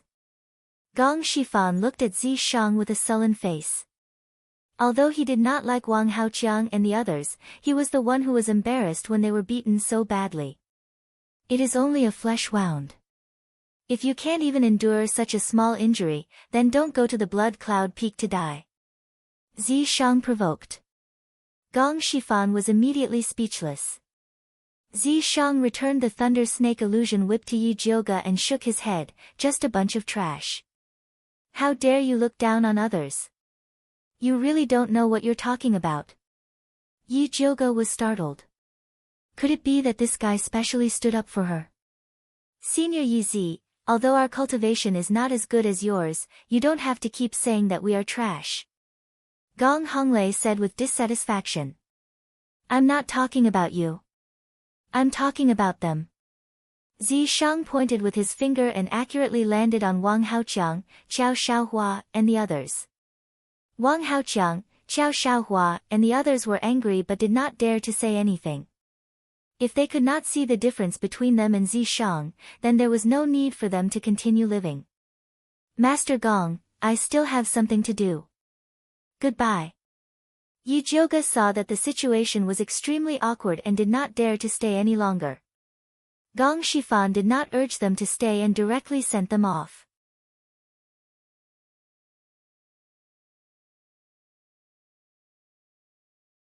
Chapter 235. Yi Jiuge returned to the mansion gloomily. Seeing Zishang's lazy expression, she couldn't help but poke his chest angrily. How can I cooperate with Gong Shifan in the future if you make our relationship so stiff? Although Zishang helped her teach those arrogant guys a lesson, she still had to think about the big picture. Other than Bailey Maoyun and Nangong Li, the others are useless. It's better to count on the bloodthirsty ancestor to surrender than count on them. Zishang shrugged and spread his hands. All right, you're right. To be honest, Yi Jioge didn't have much hope for Wang Haoqiang and the other spiritualists. I forgot to ask about the change of surname. Zi Shang blinked. No need to ask, I'll solve it myself. Changing surname was just a small matter. The most important thing now was to inform Junie Chen and Yi Yu about the break with the Spiritualist Alliance. Junie Chen and Yi Yu came quickly after receiving the news. Hearing about the break with the Spiritualist Alliance, Junie Chen said expressionlessly, I never thought about counting on those useless people. Ever since he successfully refined the bloodthirsty ancestor's life essence, he was full of confidence in his revenge. He didn't need outsiders to participate. We have the same goal as the Spiritualist Alliance. There's no need to go against them. It's always good to have one more helper. Yi Yu's attitude was more conservative. That's right. That's why I want to send someone to go with Gong Shifan's team. The others will go with me to Blood Cloud Peak. Yi Jioge had the same attitude as Yi Yu. No matter how weak the Spiritualist Alliance was, they had to make good use of them. Don't call me, I'm not going. Junie Chen refused decisively. Young miss, I want to go with you. Yi Yu also quickly expressed. Yi Jioge was in a dilemma. He couldn't send Zi Shang. Actually, there's no need for that. Don't you have 3 goo worms? Just summon them if there's any movement. Junie Chen said indifferently. Use your life goo to summon them. Yi Jioge's eyes brightened. Other than my life goo, there's also your mother goo. You can summon them too. Junie Chen raised many batches of goo worms but only one mother goo. This mother goo's charm was unimaginable. It was even more powerful than his life goo. If you didn't mention it, I would have forgotten about it. Yi Jioge suddenly realized. He opened the drawer and took out his specially made bag of spirit beasts. The bag was divided into 3 compartments. The leftmost one was the treasure-seeking scorpion couple, the middle one was the pink mother parasite, and the right one was the sleeping fat black rat. Yi Jioge took out the pink goo bug from the cloth bag and saw that its fat lower body had started to turn into a cocoon. Only its round little head was still sticking out. As soon as they saw Yi Jioge, they stretched out their necks and squeaked like little birds crying piteously for food. Master, I'm so hungry. Sorry, I forgot about you. Yi Jioge apologized as he crushed the cherry pill and fed it to it. The pink goo worm ate 20 cherry pills with a blissful expression before it reluctantly formed a pink cocoon with its round belly. It evolved so quickly. Junie Chen's eyes flashed with surprise. Is this good or bad? Yi Jioge had never raised a goo worm before, so he couldn't really tell the situation in front of him. Of course it's good. The reason why mother parasites are hard to cultivate is because they develop very slowly and have a high mortality rate.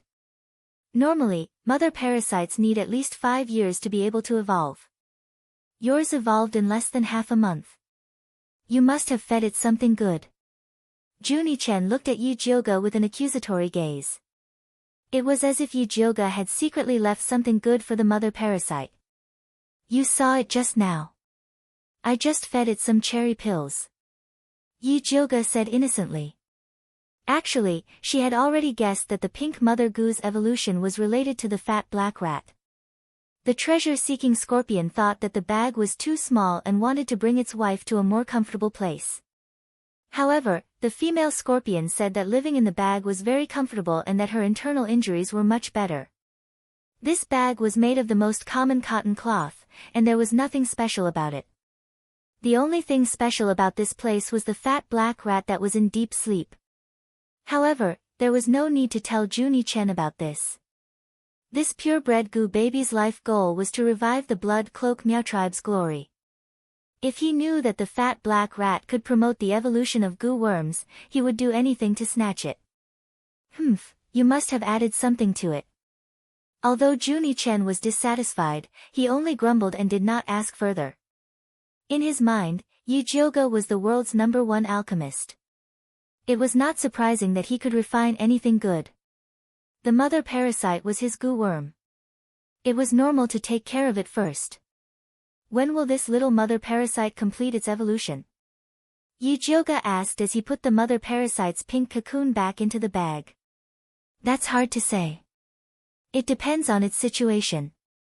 Juni-chen did not dare to make a conclusion about the goo worms that Yi Jioga raised. If that's the case, I can only rely on you to summon the 3 goo worms. However, be careful when you summon them. Don't let anyone find out. Yi Jioga warned. It was immoral to privately control other people's goo worms. If Bailey Moyun and the rest knew about it, they would immediately abandon the 3 goo worms. Do I need you to tell me that? Juni-chen naturally knew that the goo worms that were sold could not be summoned randomly. Unless he had no other choice, he would not use this method. Hurry up and prepare. We'll leave in 3 days. Yi Jioga said. All right. Yi Yu and Juni-chen nodded at the same time. They had been looking forward to this day. Blood Cloud Peak. Bloodthirsty ancestor called Skinny Monkey over and threw him a letter. Take a look. Yes. Skinny Monkey carefully opened the letter and quickly skimmed through it. This letter recorded the Spiritualist Alliance's every move in detail. It included the name list of their members, their respective sects, the time of departure, and even the pills and goo worms that Yi Jioga sent. There was even a name written in red, Yi Zi. Killing Xiong Yunhu in one move in Alchemy City after he consumed the blood pearl showed that his strength was unfathomable. He could not be ignored. What do you think? Bloodthirsty ancestor closed his eyes and asked casually. This Gong Shifan has a high cultivation. Together with Yi Zi, I'm afraid they won't be easy to deal with. Skinny Monkey nervously replied. Actually, it wasn't just difficult to deal with. It was practically impossible to defend against.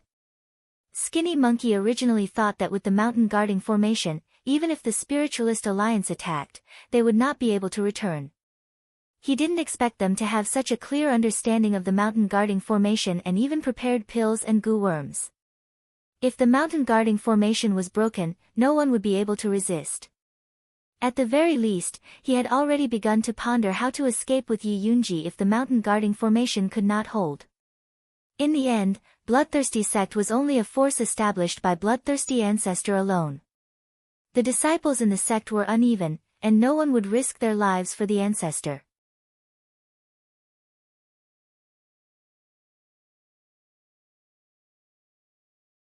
Chapter 236. You don't need to worry about this. I have a way to deal with it. Tell the people to keep an eye on the protective formation. If anything goes wrong, I will use you to refine it. Bloodthirsty ancestor opened his eyes. His gaze was like lightning that could see through people's minds. Skinny Monkey shivered inwardly. He hurried to answer, Forefather, don't worry. I will keep an eye on the protective formation. Do it well. I won't mistreat you. Bloodthirsty ancestor nodded. After a while, he asked, how's Su Junqing recently? Su Junqing has been very active in the sect. He has made friends everywhere. He has collected a lot of blood essences, so he has a lot of connections. He's generous. Bloodthirsty ancestor's dry face showed a strange smile. I also received his gift. Forefather, please take a look. Skinny Monkey took out a palm-sized glass bottle from his pocket and respectfully presented it to Bloodthirsty ancestor. The red liquid inside the glass bottle was very viscous. It was the essence of human blood. If he is so kind, then you should accept it.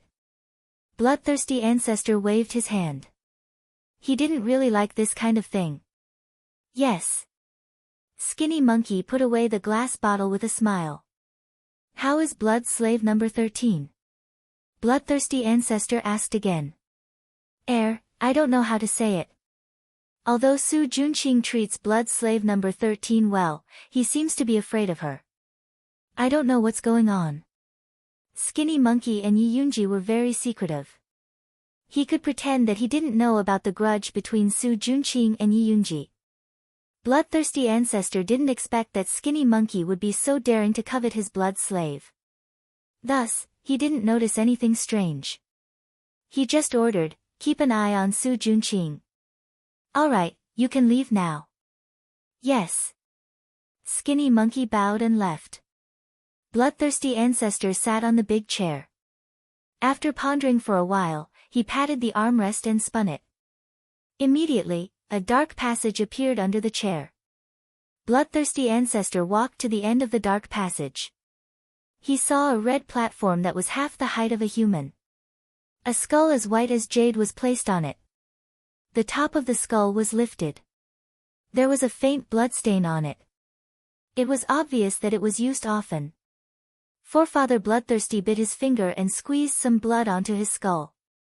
The eyes of the skull immediately flickered with two balls of fire, and a ball of light shot out from the top of the skull, hitting the opposite wall. In the light, a little boy wearing a black robe appeared.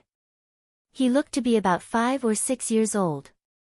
He looked quite cute, but his pair of dangling tips looked very arrogant. He looked very comical sitting on a red chair that was 3 times bigger than him. "Greetings, Elder Chiu," Forefather Bloodthirsty bowed respectfully to the boy. "What business do you have with me?" the little boy asked impatiently. "Elder Chiu, the people from the Spiritualist Alliance somehow heard that our bloodthirsty sect is cultivating blood lotuses. They've sent a small team to snatch them. I'm afraid that I'll delay Elder Chiu's business, so I came to report." Bloodthirsty Forefather didn't dare to say that he had plotted against the City Lord of Alchemy City to attract this attack. Instead, he pushed all the blame onto the Spiritualist Alliance. F*CK, those guys from the Spiritualist Alliance actually dared to covet my blood lotus, they are courting death.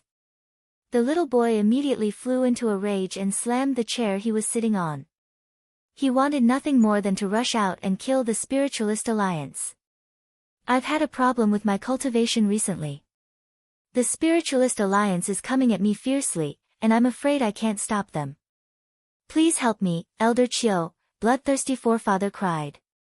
He was just trying to coax Cho Senator. He hadn't been able to finish his cultivation perfectly last time, but it didn't affect him too much.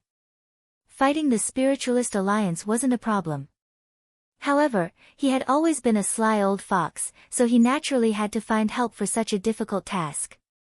"No problem, I'll send someone to help right now. When the time comes, we'll capture the Spiritualist Alliance in one fell swoop.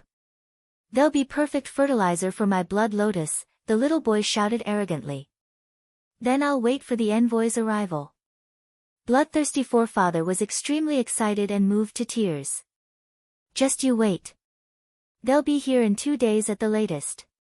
The little boy waved his hand, and the image immediately disappeared. Bloodthirsty Forefather finally straightened his back, a satisfied expression on his face. With Corp's sect's help, no matter how well prepared the Spiritualist Alliance was, they would still die. In Corp's sect, thousands of miles away. After Chosen closed the image with Bloodthirsty Forefather, he sent out a communication talisman and shouted, "Yuyue, come in." A moment later, a lazy voice came from outside Forefather Chosen's cave. "Elder, are you calling me?" "Yes, come in." Chosen responded. The stone door of the cave opened, and a fragrant wind wafted in. Then, a beautiful woman walked in. It was Chosen's eldest disciple, Yuyue. She had a pair of limpid eyes, and when she looked at people, it was as if she wanted to see into their hearts. She wore a dark red chest-length dress, revealing a large portion of her fair skin, and was full of charm. Although Chosen had turned into a child because of his cultivation technique, he still admired women like a grown man. He really liked this charming eldest disciple. Disciple greets elder. What instructions does elder have for disciple? Yuyue bowed, and the deep cleavage on her chest dazzled people's eyes. Go to Blood Cloud Peak and bring back the blood lotuses. Also, take care of Bloodthirsty Forefather, Chosen ordered calmly. At this moment, he did not have any of his previous irritable appearance, and was terrifyingly cold. Blood Cloud Peak, that place is so far. Si Yuyue looked at Cho-san with resentment, and said coquettishly, disciple made this trip on behalf of forefather. If forefather does not have any instructions, disciple will not comply. Besides the 3 blood lotuses, everything in Blood Cloud Peak is yours. Cho-san waved his hand generously. Thank you, elder. Si Yuyue immediately showed a fawning and obedient smile. Bloodthirsty forefather had operated in Thunder Nation for a long time, and should have accumulated many good things.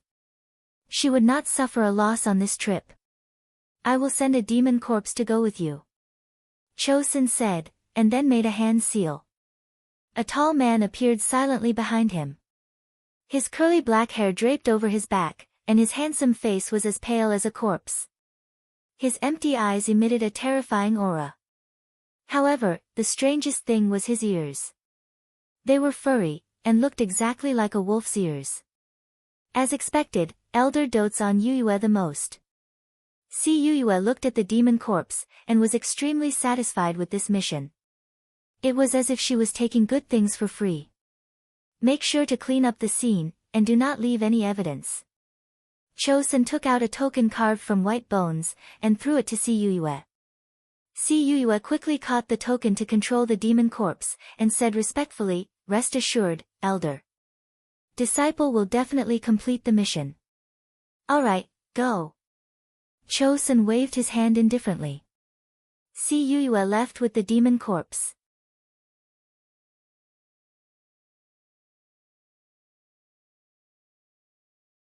Chapter 237. Inside Blood Cloud Peak.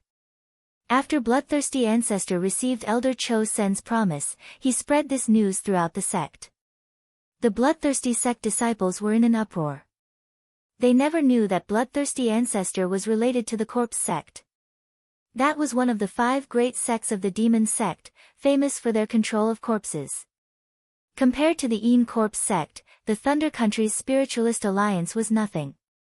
After this news came out, the entire Bloodthirsty sect felt honored.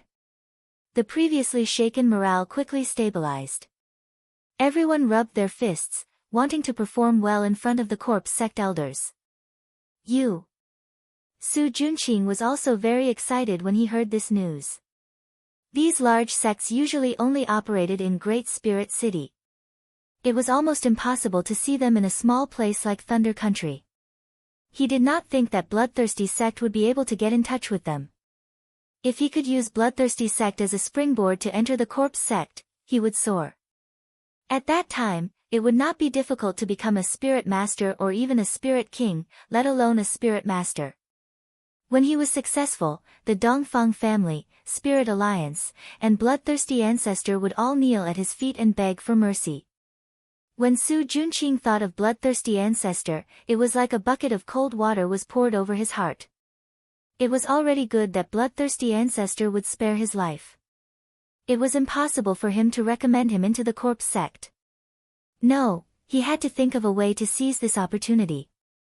He heard that the helper sent by the Corpse sect was a woman. If he planned it well, he might have some hope. 2 days later, Blood Cloud Peak was very lively. The hall was decorated and filled with good food and wine. The blood slaves, who usually wore revealing red muslin, all changed into simple and conservative blue cotton dresses to act as maids. The other Bloodthirsty sect disciples were ordered to rest in their own rooms to avoid offending the nobles of the Corpse sect.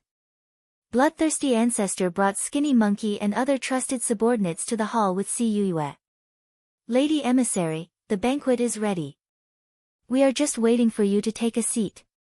Our place is simple. If there is anything lacking, please forgive us, Emissary, Bloodthirsty Ancestor said respectfully.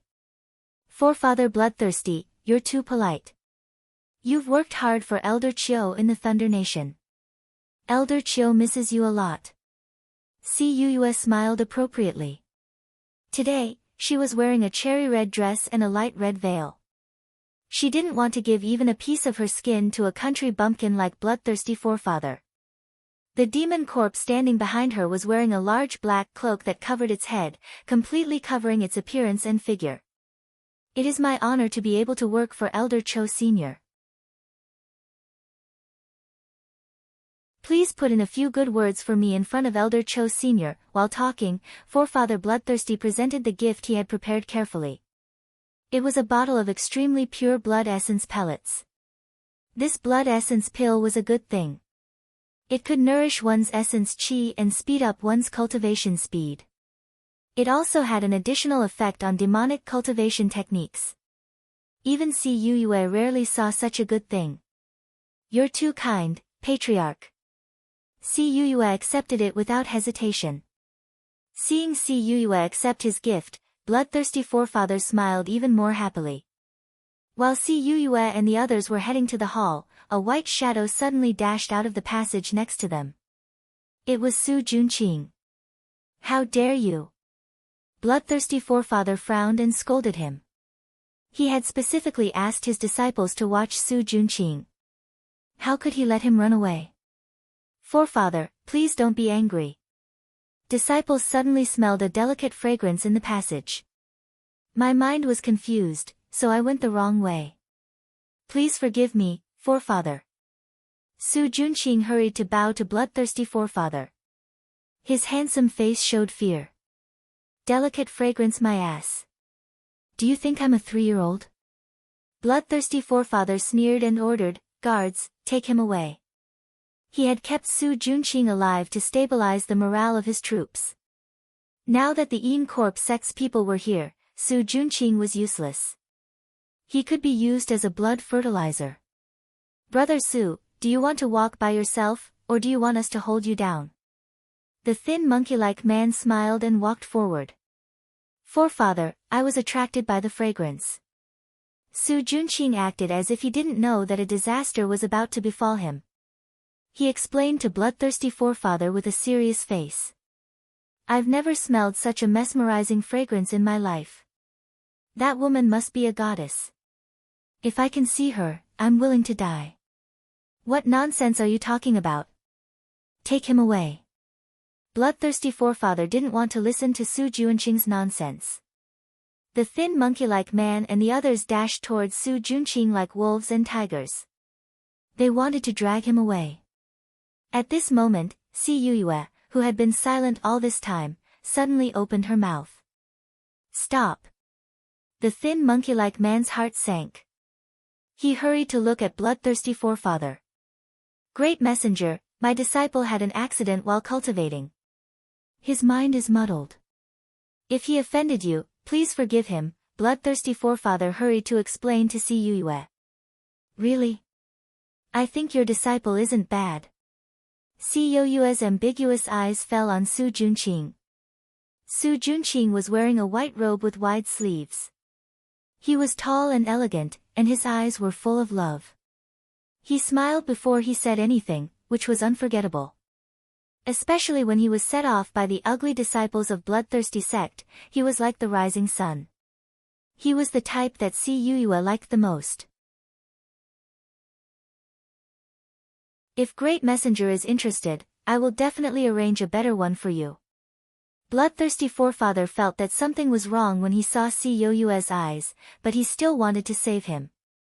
This Su Junqing was too cunning. He wasn't on the same side as him. If he really made a connection with Cuyue, it wouldn't be good for him. No need. It's him. Cuyue looked at Bloodthirsty Forefather and said with a faint smile, Forefather, are you reluctant? Ha, what are you talking about? Forget about a disciple, if Great Messenger wants my Bloodthirsty sect, I will give it to you with both hands. Bloodthirsty Forefather pretended to laugh heartily. He still needed to rely on Cuyue to deal with the people of the Spiritualist Alliance. How could he fall out with Su Junqing? Skinny Monkey watched anxiously from the side and wanted to stab Su Junqing. However, he also knew that it was impossible to play tricks in front of the Yin Corp sect messenger, so he immediately changed his attitude. He helped Su Junqing pat the non-existent dirt off his body and said with a flattering smile, Brother Su, please don't take it to heart if I offended you just now. Big Brother Skinny Monkey is too polite. Su Junqing gently smiled at Skinny Monkey and then shyly stood next to Cuyue. He said meekly and gratefully, Thank you, Great Messenger, for helping me out. What's the use of just saying thanks? Don't you have anything to say? Si Yuyue narrowed her eyes. Her slender, white, jade-like fingers lightly pinched Su Juanqing's chin. Her pinky finger even touched his Adam's apple ambiguously. Her teasing method was very experienced.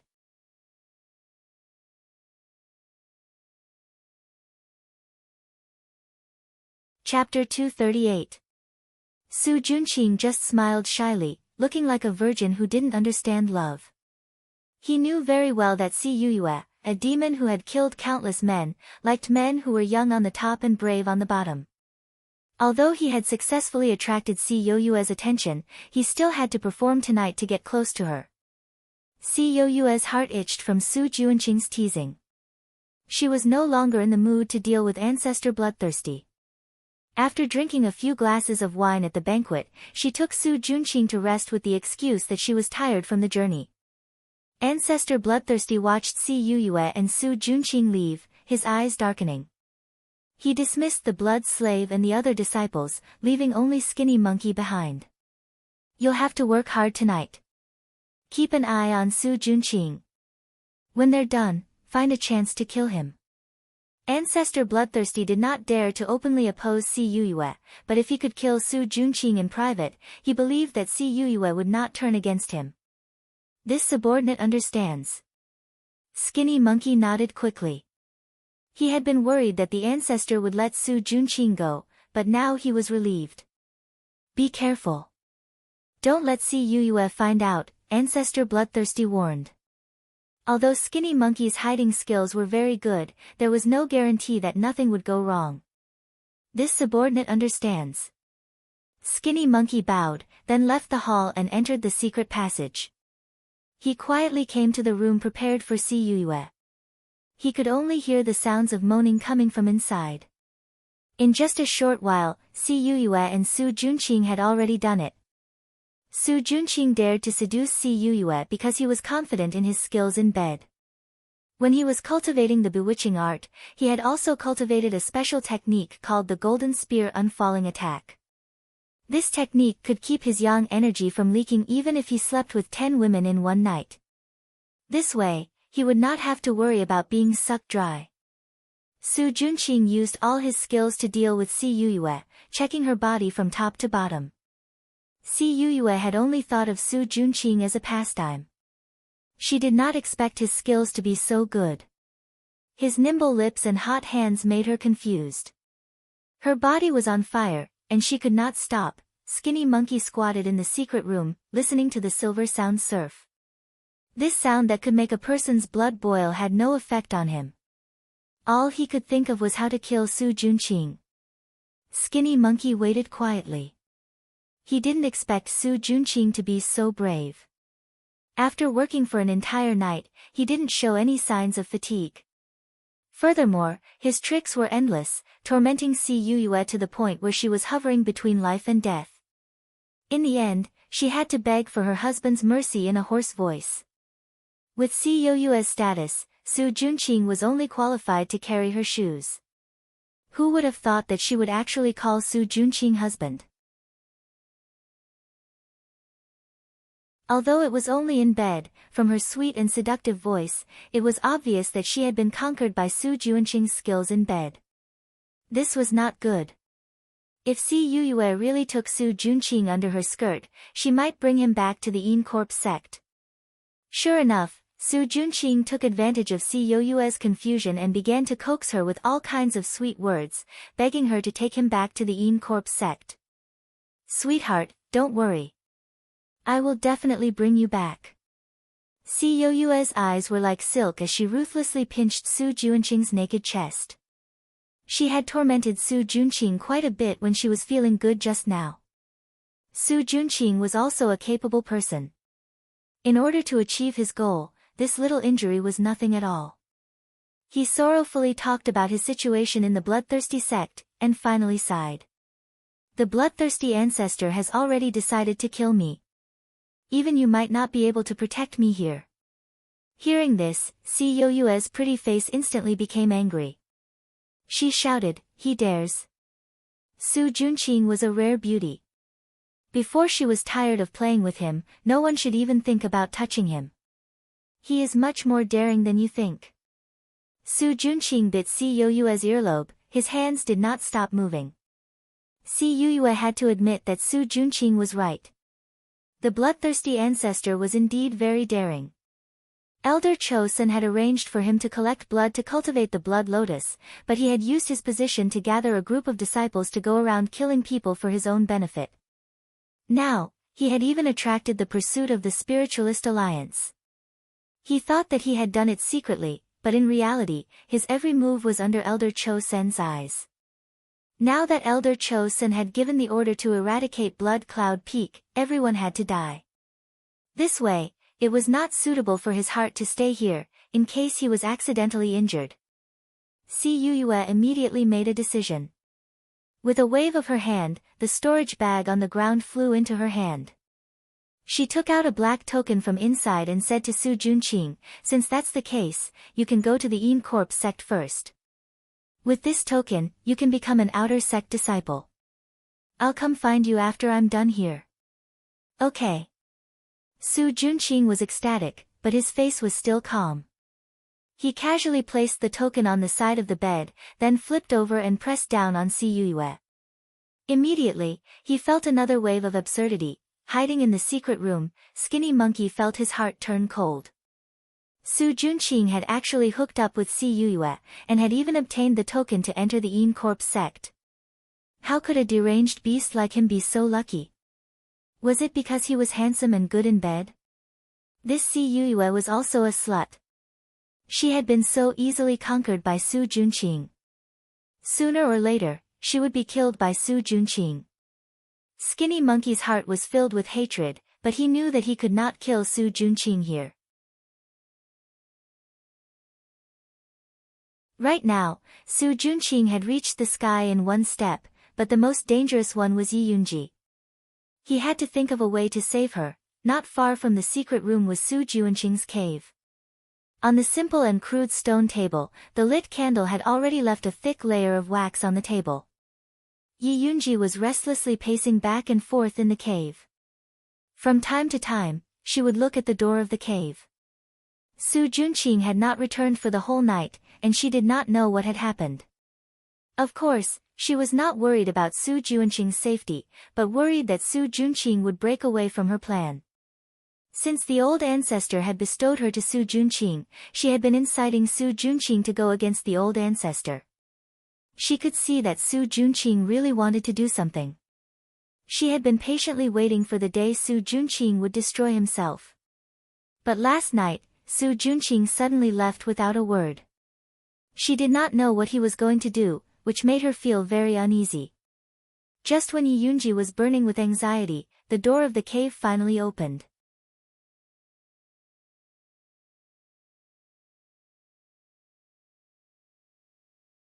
Chapter 239.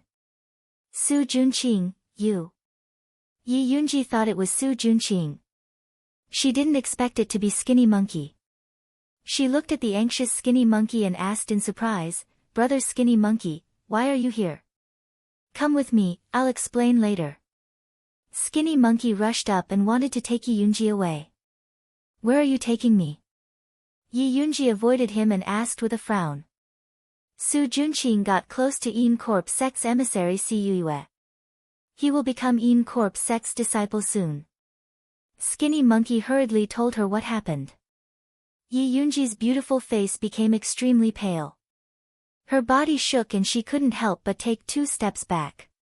Her lower back hit the table, but she didn't feel anything. Why was it like this? How could it be like this? She endured the humiliation and tried her best to send him to hell, but he easily went to heaven and left her struggling in the swamp. She couldn't accept it, she really couldn't. "Yunji, Su Junqing doesn't even care about the bloodthirsty ancestor. I'm afraid he will harm you. You should leave first." Skinny Monkey couldn't think of any way to protect Yi Yunji, so he could only send her away. "Where can I go?" Yi Yunji smiled sadly. She still had the bloodthirsty ancestor's blood soul flower on her. If she left the Blood Cloud Mountain, the bloodthirsty ancestor would know immediately. If she was caught, she would die even more miserably. I have a way to temporarily seal the blood soul flower. Now, the people from the Spiritualist Alliance are rushing over here. If you go to them, they won't make things difficult for you. This was the escape route that Skinny Monkey had thought of for Yi Yunji. Yi Yunji was a blood slave, not an evil cultivator. She was a pitiful person who was harmed by the bloodthirsty sect.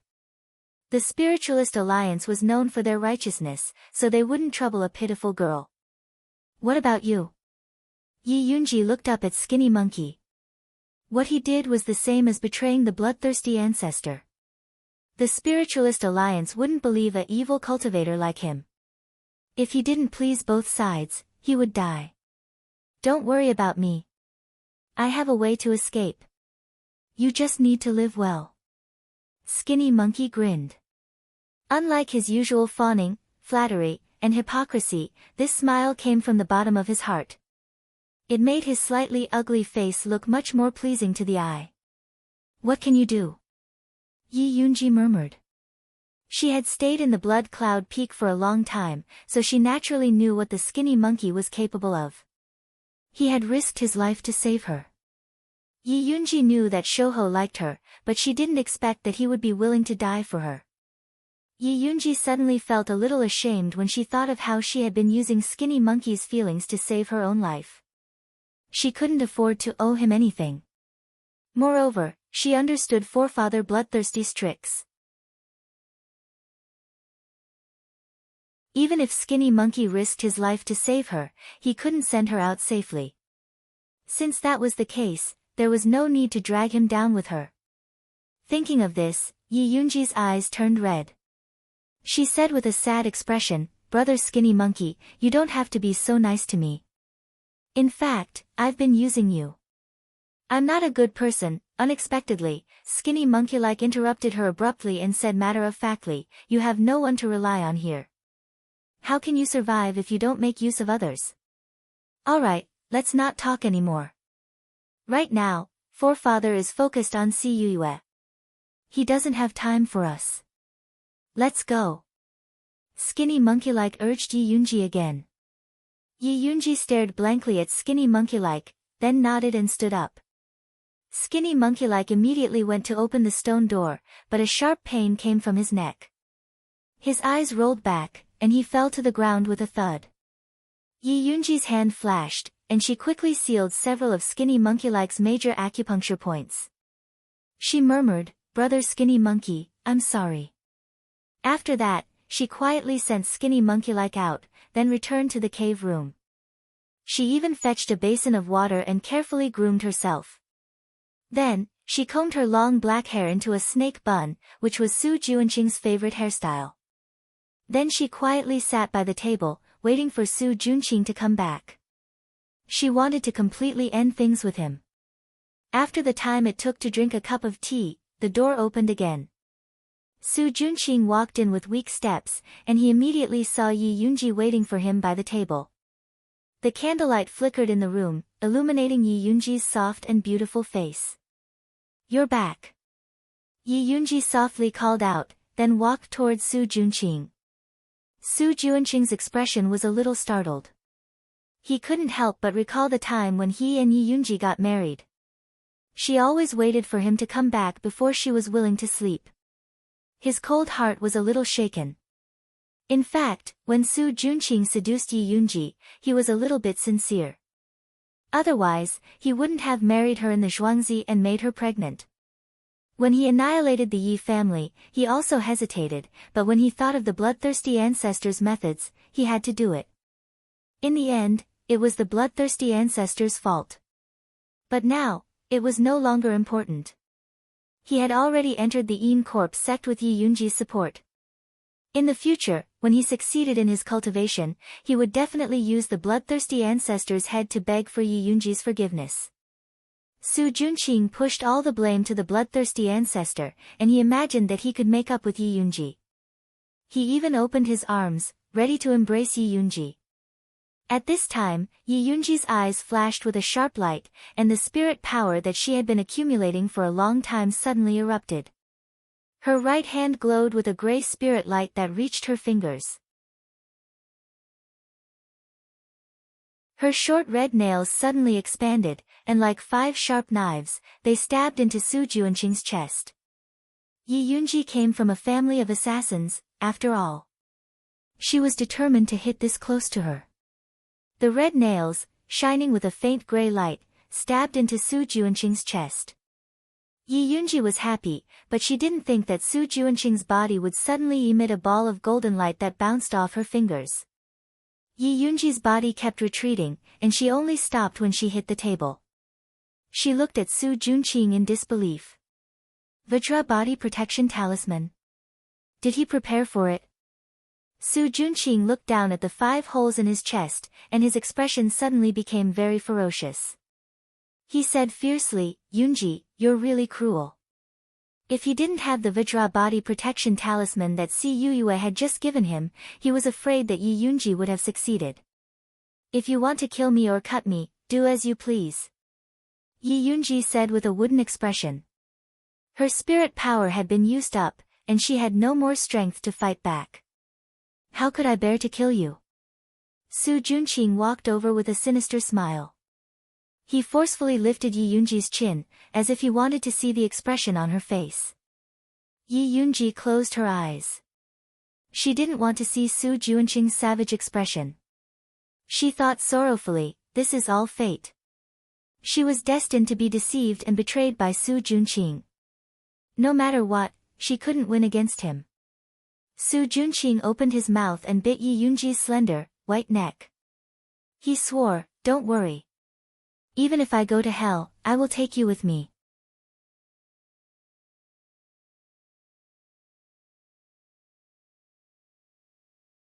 Chapter 240. Yi Yunji was in danger, but Yi Yu did not know about the changes in Bloodthirsty sect.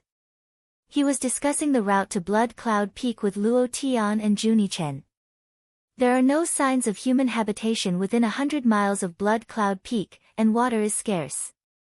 We can go to Bloodcloak Miao's former encampment. It's only 10 miles away from Blood Cloud Peak, and it's very convenient to monitor. Luo Tian gestured on the map he drew. Will Bloodthirsty sect send people to monitor that place? Yi Yu was slightly worried. That place is already in ruins, they won't waste manpower to monitor it. Juni Chen said coldly. It would be better if there was someone, he could use it to sacrifice his natal gu. Alright, let's go take a look. Yi Jioga was not familiar with Blood Cloud Peak, and could only trust Juni Chen and Luo Tian. Missy, should we inform the Spiritualist Alliance?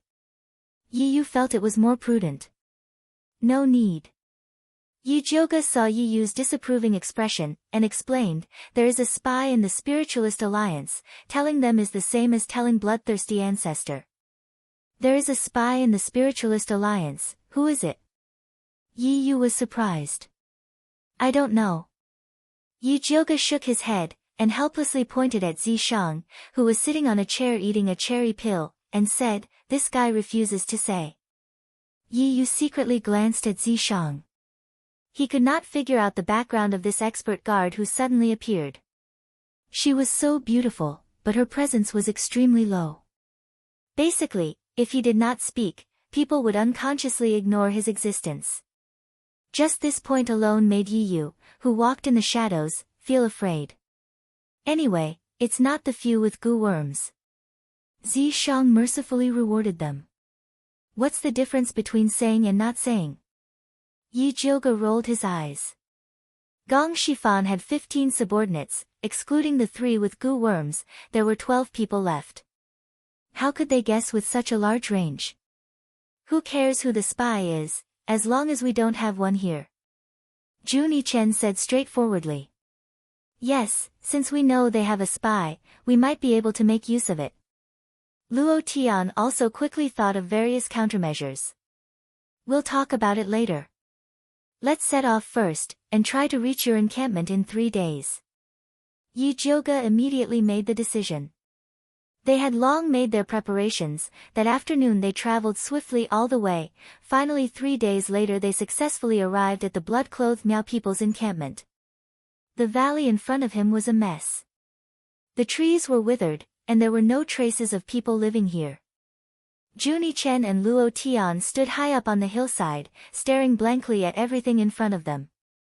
Their minds flashed back to that bloody night. The people of bloodthirsty sect rushed in crazily, killing everyone they saw, regardless of whether they were men or women, old or young. In the end, it was the old patriarch who sacrificed himself to carve out a path of blood for them. Are they all right? Yi Jioga softly asked Yi Yu. What if Junie Chen and Luo Tian were heartbroken and went to Blood Cloud Peak to fight Ancestor Bloodthirsty? They'll be fine. Yi Yu shook his head. He and Junie Chen were in a similar situation. They were also exterminated by the Bloodthirsty sect, and they also wanted to take revenge. This was also the reason why Junie Chen was willing to accept Yi Yu even though he hated martial artists. You don't have to worry too much. Since we're already here, we'll definitely save your sister. Yi Jioga patted Yi Yu's shoulder comfortingly. Yi Yu nodded heavily. He had already endured for so long, he was not in a hurry. At this moment, the atmosphere was filled with sadness and determination. However, there was a voice that spoiled the mood. This sovereign is hungry. Didn't you just eat half a bottle of cherry pills? Why are you so hungry so quickly? Are you a pig? Yi Jioga glared at Zi Shang unhappily. Before leaving Shangjing, she was forced by Zi Shang to refine a few cauldrons of cherry pills. The refined pills were directly stored in a pot. Zi Shang would chew noisily when he had nothing to do, and he still had the cheek to say he was hungry. A pig will not help you fight, Zi Shang said very seriously. Yes. You're a pig that knows how to fight. Yi Jioga was no longer in the mood to comfort Junie Chen and the others after being disturbed by Zi Shang. He called out, it's getting late. Let's find a place to rest. This way. Junie Chen quickly calmed down and led Yi Jioga and the others into a remote cave. After a few turns, they finally arrived at a spacious cave room. The stone walls of the cave room were filled with densely packed holes, and there was a small dry pond beside it. It looked rather desolate. This is our clan's sacred ground. Junie Chen looked sadly at the holes in the stone wall. It used to be filled with goo seeds. After Bloodthirsty sect broke through, the clan leader killed all the goo seeds.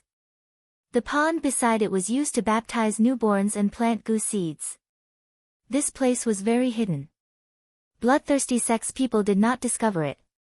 It was absolutely safe. I see. After Yi Jioga accompanied Junie Chen for a while, she took out the prepared rations and told everyone to rest. As they ate, they discussed the next step of the plan. I want to go to Bloodthirsty sect to check it out tonight.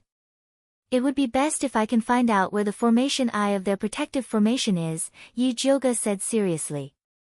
Bloodthirsty sect's protective formation was very powerful. Even with the Yin pill she refined, it would be difficult to pass through. The best way was to destroy the formation eye and completely cripple it. If we can find my sister, we can get a lot of information. Know yourself and know your enemy, and you will never be defeated. Yi Yu agreed with this plan. Alright, we'll split up. Yi Zi and I will go find the formation eye, you guys go find Sister Yi Yu. Yi Jioga quickly decided on the plan. Yi Yu, Luo Tian, and Junie Chen all agreed. Zi Shang ate the cherry pill without a care. It was midnight, and everything was quiet except for the sounds of insects and frogs. Yi Jioga and the others left the Blood Cloak Miao's sacred ground and silently made their way to Blood Cloud Peak. Blood Cloud Peak was covered in a faint red mist in the night. Although the protective formation was not activated, defensive formations were everywhere. Especially after Bloodthirsty sect's ancestor killed the Blood Cloak Miao's people, he collected many poisonous snakes and insects to strengthen his defense. Many dangers were hidden under the seemingly ordinary grass. However, with Junie Chen and Luo Tian here, they were not a threat. Yi-Jyoga and the others carefully avoided the patrolling disciples and finally reached the foot of Blood Cloud Peak. Bloodthirsty sect's ancestor penetrated the entire Blood Cloud Peak and set up countless caves as the base of Bloodthirsty sect. The leftmost area was where the disciples rested and cultivated. In the middle was the 100-flower palace where Bloodthirsty sect's ancestor had fun. The rightmost area was where Bloodthirsty sect's ancestor rested, which was also Bloodthirsty sect's forbidden area. According to the information from Bloodthirsty sect's ancestor's blood, Juni Chen told Yi-Jyoga with certainty, the formation eye of the protective formation is in the forbidden area on the right.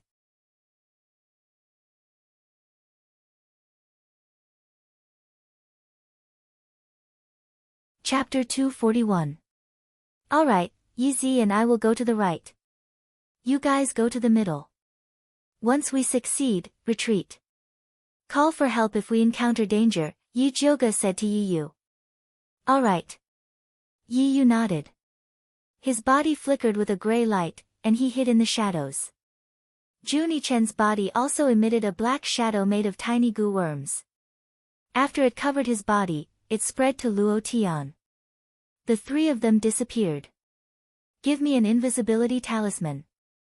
Yi-Jyoga turned to Zishang.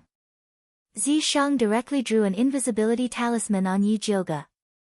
This talisman could not deal with experts like Bloodthirsty Ancestor, but it was enough to fool ordinary disciples. After Yi-Jyoga and Zishang concealed themselves, they walked along the dark tunnel to the right. Bloodthirsty sect probably did not expect someone to be so daring as to sneak into their lair, so they were very relaxed. Yi-Jyoga and Zishang only met 2 patrol teams along the way. None of them noticed Yi-Jyoga and Zishang, who had passed by them in a stealthy manner, as they yawned. The 2 arrived at the forbidden area without a hitch. Trespassers will die. For bloody words were painted on the stone walls, exuding a terrifying murderous intent. Zishang did not even look at it. He pulled Yi-Jyoga into the forbidden area. What they saw were countless closed stone doors. They went up and down like a maze. Where are we going? Yi-Jyoga felt dizzy with just one glance. If they searched room by room, they would not be able to find them even at dawn. Bloodthirsty sect's guard was lax, but they would find them sooner or later. These rooms are arranged according to the formation to confuse people. The formation eye is not a treasure. I can't see it. Zishang shook his head. The formation eye was a dead object, no different from a stone.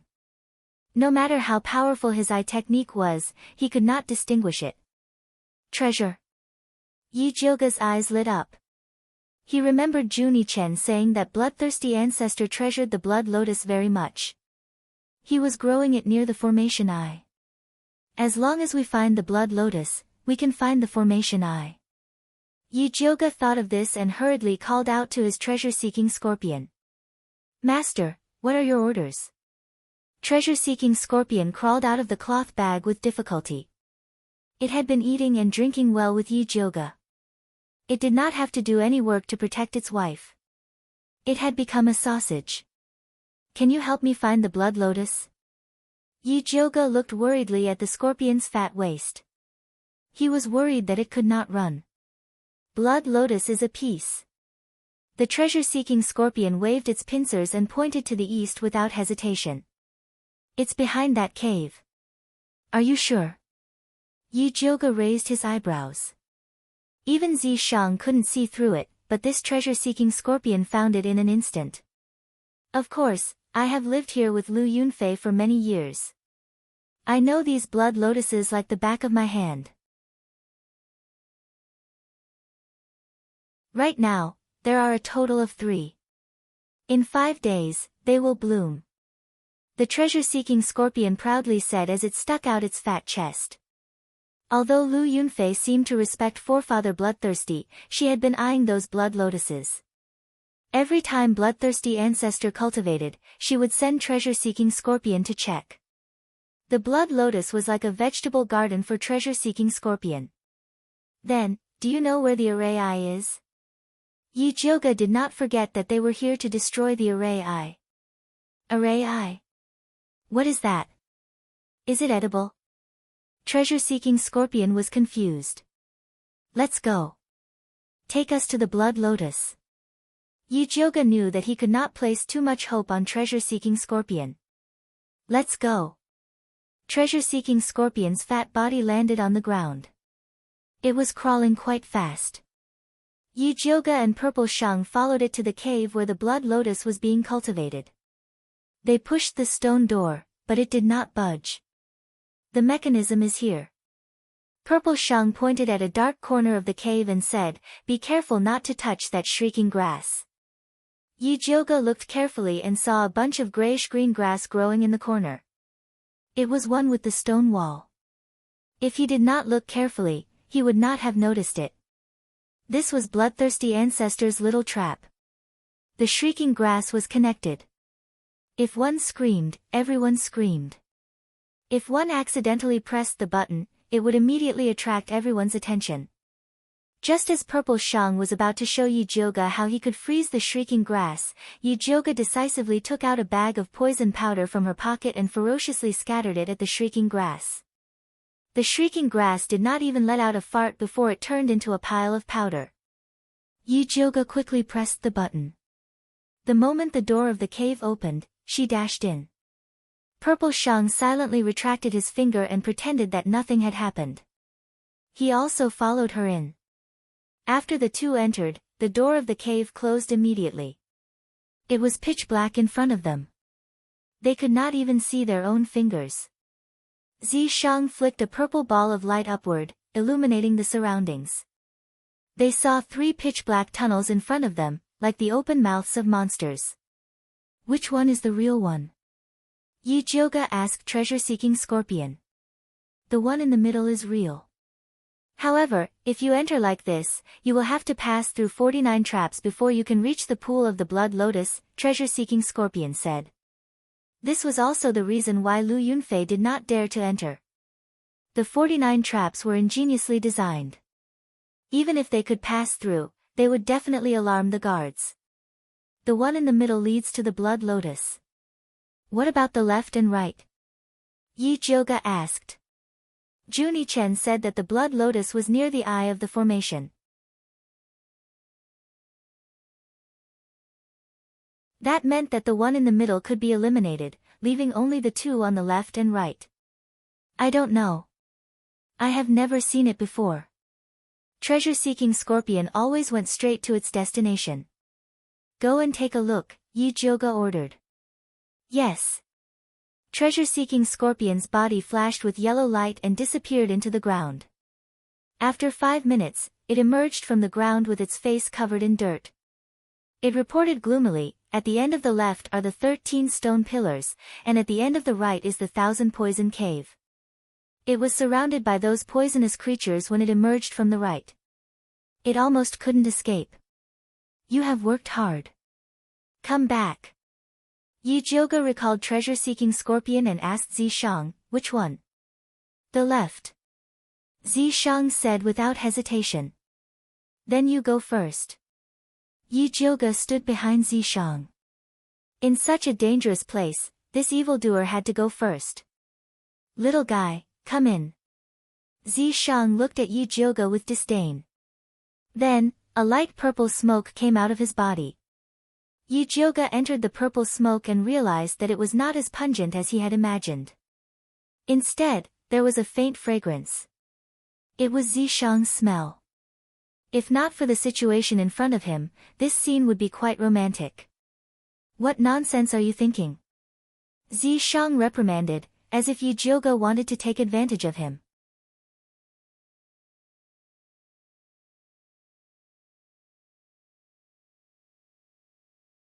Chapter 242. You're the one thinking nonsense. Hurry up and get in. Yujioga slapped Zishang's butt. Since Zishang wanted her to take advantage of him, she obviously couldn't let him down. Zishang grabbed Yujioga's right claw and narrowed his beautiful black eyes. Little guy, you want to rebel? Yujioga laughed and raised his right claw, looking like he was going to perform a monkey stealing a peach. You win. Zishang let go of Yujioga's claw and turned to enter the tunnel. Yi Jioge followed with satisfaction. This tunnel was very narrow, only allowing one person to pass through at a time. The ground was all made of gray stone. Zishang walked very casually, not caring about the tunnel at all. In comparison, Yi Jioge walked very cautiously. But after a few steps, she heard a clicking sound under her feet. Countless fine lights shot out from both sides of the tunnel, shooting towards them like arrows. If it was anyone else, they would have been shot full of holes by these lights. But Zishang's purple mist was not to be underestimated. It firmly blocked the lights outside. Go! Zishang continued forward, followed by another sound. Balls of thick pink mist spread in the tunnel. The smell of blood was pungent, but it was already blocked by the purple mist. It was a short tunnel, but it was filled with sword light and poisonous creatures. If it wasn't for Zishang, Yi Jioge would have a hard time dealing with it alone. After much difficulty, he finally reached the end and saw 13 blood-red pillars erected in an orderly manner in the spacious cave. These blood-colored pillars were not made of stone or metal. They were carved with poisonous snakes and ferocious beasts. Light flowed between them. They were the formation eyes of the mountain protection formation. As long as they destroyed these pillars, they would be able to destroy the mountain protection formation. Yi Jioge tried to shoot a ray of spiritual light at one of the pillars. The pillar flashed slightly, and the streak of spiritual light was evenly distributed to the other 12 pillars. This way, they could only increase the power of their attacks and destroy all 13 pillars at the same time. There's not much time, let's attack together. Yi Jioge said as she pulled out the lightning snake illusionary whip at her waist. She injected spirit energy into it and was about to hit the pillars, but Zishang grabbed her by the back of her collar and threw her back. Damn it! Yi Jioge was confused and was about to curse when he saw a teleportation array appear in the middle of the pillars. Following that, a black shadow emerged from the teleportation formation and charged at the spot where she had just been standing with lightning speed. The attack it unleashed seemed to tear the air apart. If Zishang hadn't taken her away in time, she would have been torn in half on the spot. Since the black shadow's attack missed, its body rebounded and headed straight for Zishang.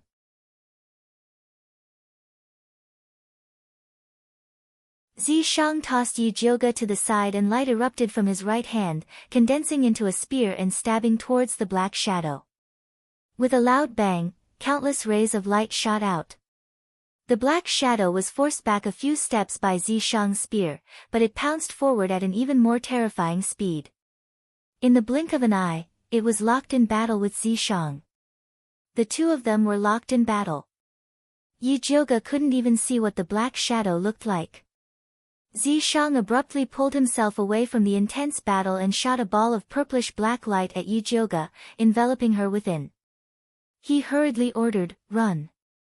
Yi Jioge knew that he would be of no help even if he stayed, so he left the forbidden area without the slightest hesitation and ran towards the Flower Palace.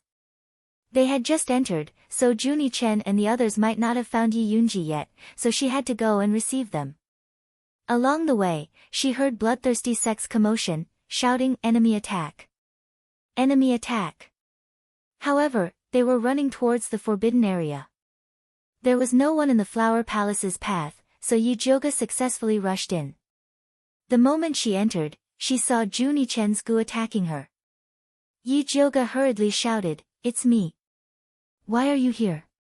Where's Yi Zi?" Half of Juni Chen's head popped out from the cave wall. The area below his neck was still hidden in the black shadow. "There's an ambush at the formation's core. Yi Zi told us to leave first, where are the others?" Yi Jioge said anxiously. "Inside." Juni Chen didn't dare to say anything else and hurriedly rushed into the Flower Palace with Yi Jioge. "Did you find Sister Yi Yu?" Yi Jioge asked as she rushed. "Not yet. They caught a disciple and are interrogating her, but the situation doesn't look good," Juni Chen said in a low voice. Although he was in charge of guarding the door, he could still vaguely know the situation inside through his Gu observation. The Flower Palace was in a mess. More than 10 beautiful blood slaves were unconscious on the ground. Yi Yu's eyes were bloodshot.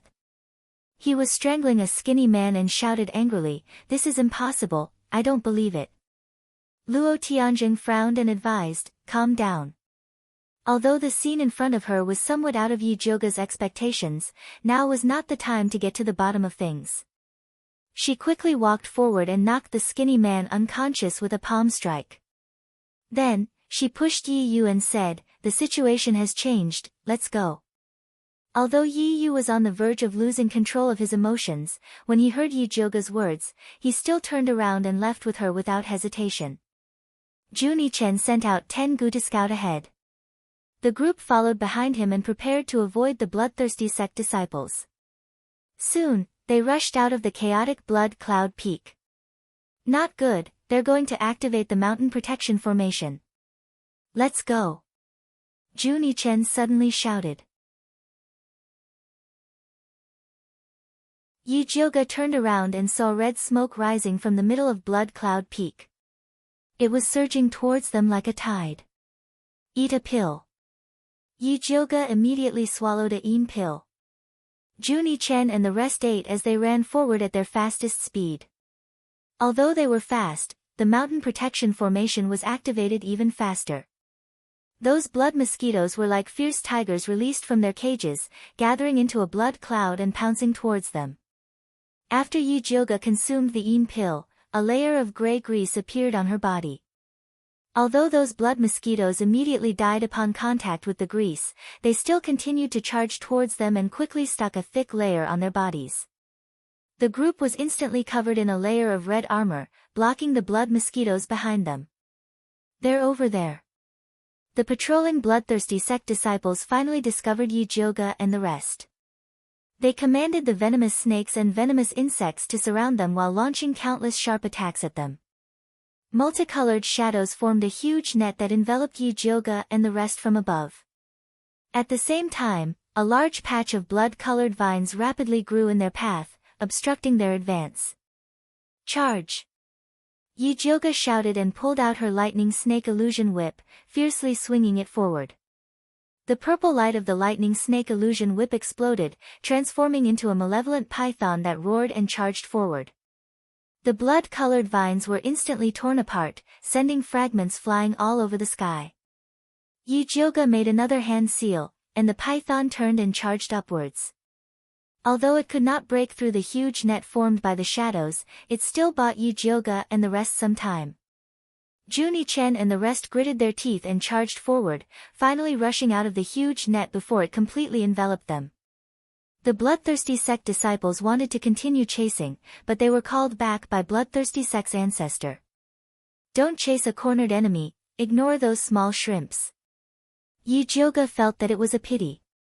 She had originally wanted to take the opportunity to capture a few captives to interrogate. She cautiously led Juni Chen and the rest in a few circles. After confirming that no one was following them, they returned to the bloodthirsty sect's sacred ground.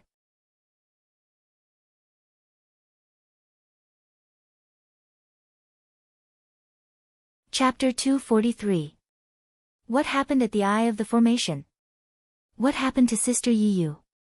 Juni Chen and Yi Jioga asked at the same time and stopped talking. After a while, Yi Yu said in a hoarse voice, "My sister was taken by Su Junqing to Yin Corp's sect." Yin Corp's sect?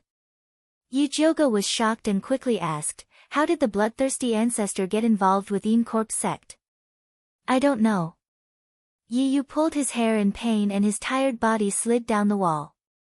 He had prepared for so long but failed at the last moment. If only he had come to Blood Cloud Peak earlier. Unfortunately, there was no medicine for regret in this world. Seeing him like this, Yi Jioga didn't have the heart to ask any more and looked at Luo Tian. Luo Tian had been with Yi Yu for a long time and should know the relationship. It is said that the bloodthirsty ancestor's blood lotus was raised by Yin Corp's sect. The female emissary of Yin Corp's sect, Si Yuyue, brought a demon corpse to help Yin Corp's sect fight against the Spiritualist Alliance.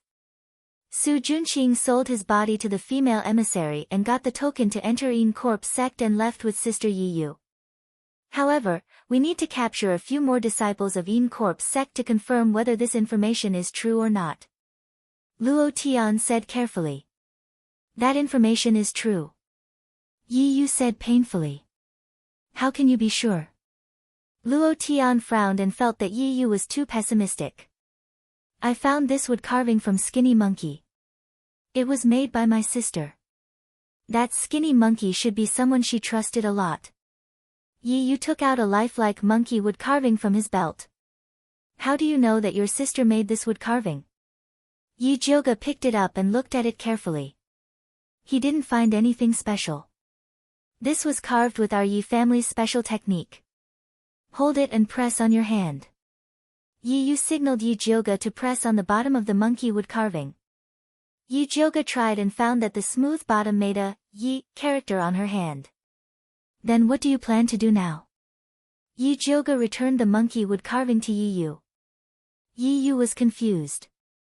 When Su Junqing gave his sister to the bloodthirsty ancestor, he always believed that he could save her.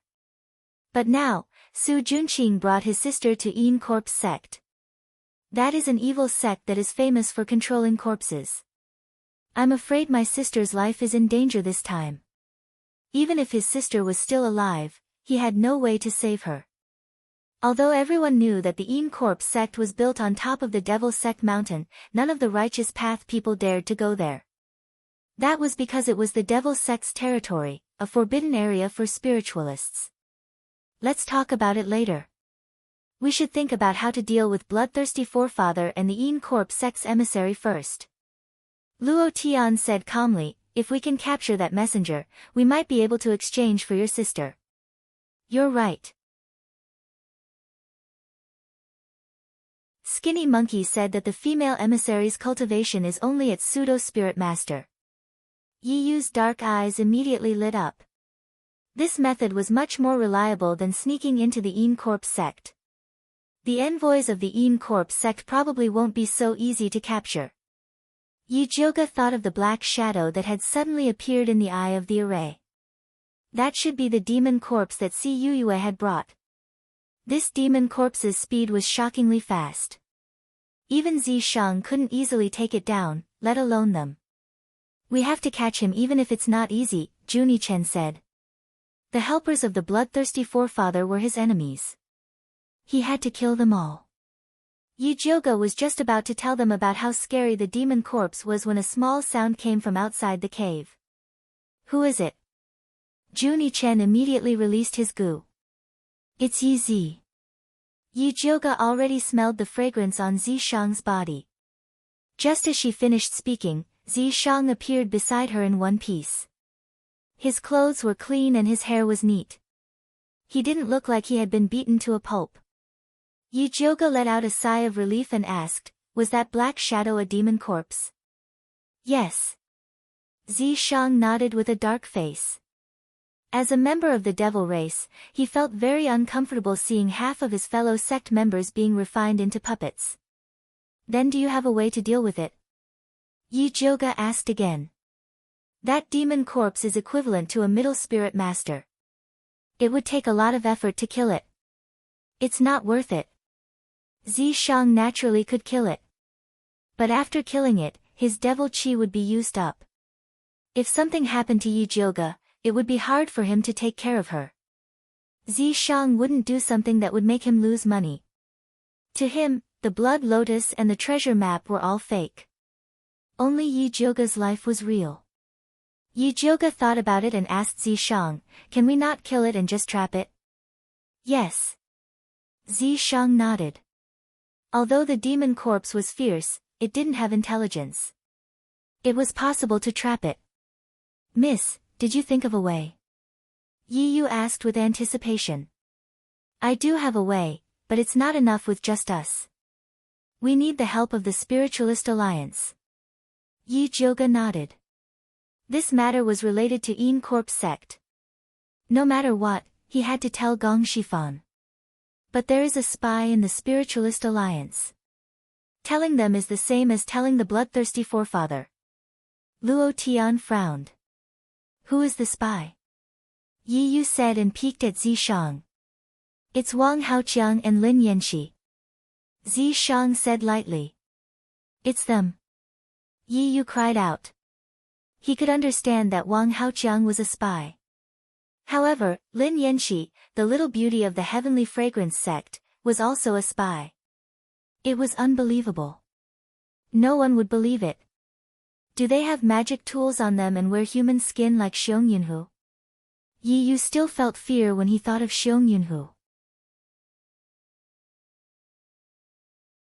No, they used their real bodies to hide in the Seven-Ask Pavilion and the Heavenly Fragrance sect. Zi Shang shook his head. Then how can you be sure that they are spies from the bloodthirsty sect? Yi Yu asked doubtfully. It wasn't that he didn't believe Zi Shang's judgment, but he felt that being an inner disciple of a big sect was much better than being a heretic. Not to mention, Lin Yanxi was a beauty with charm and status. I naturally investigated. That Wang Haoqiang has a hobby of playing with young girls. Lin Yanxi needs the bloodthirsty sect's blood fragrance pill to maintain her beauty. Ever since Zi Shang found out that the Spiritualist Alliance had ill intentions towards Yi Jioge, he specially investigated and found the two hidden spies. So that's how it is.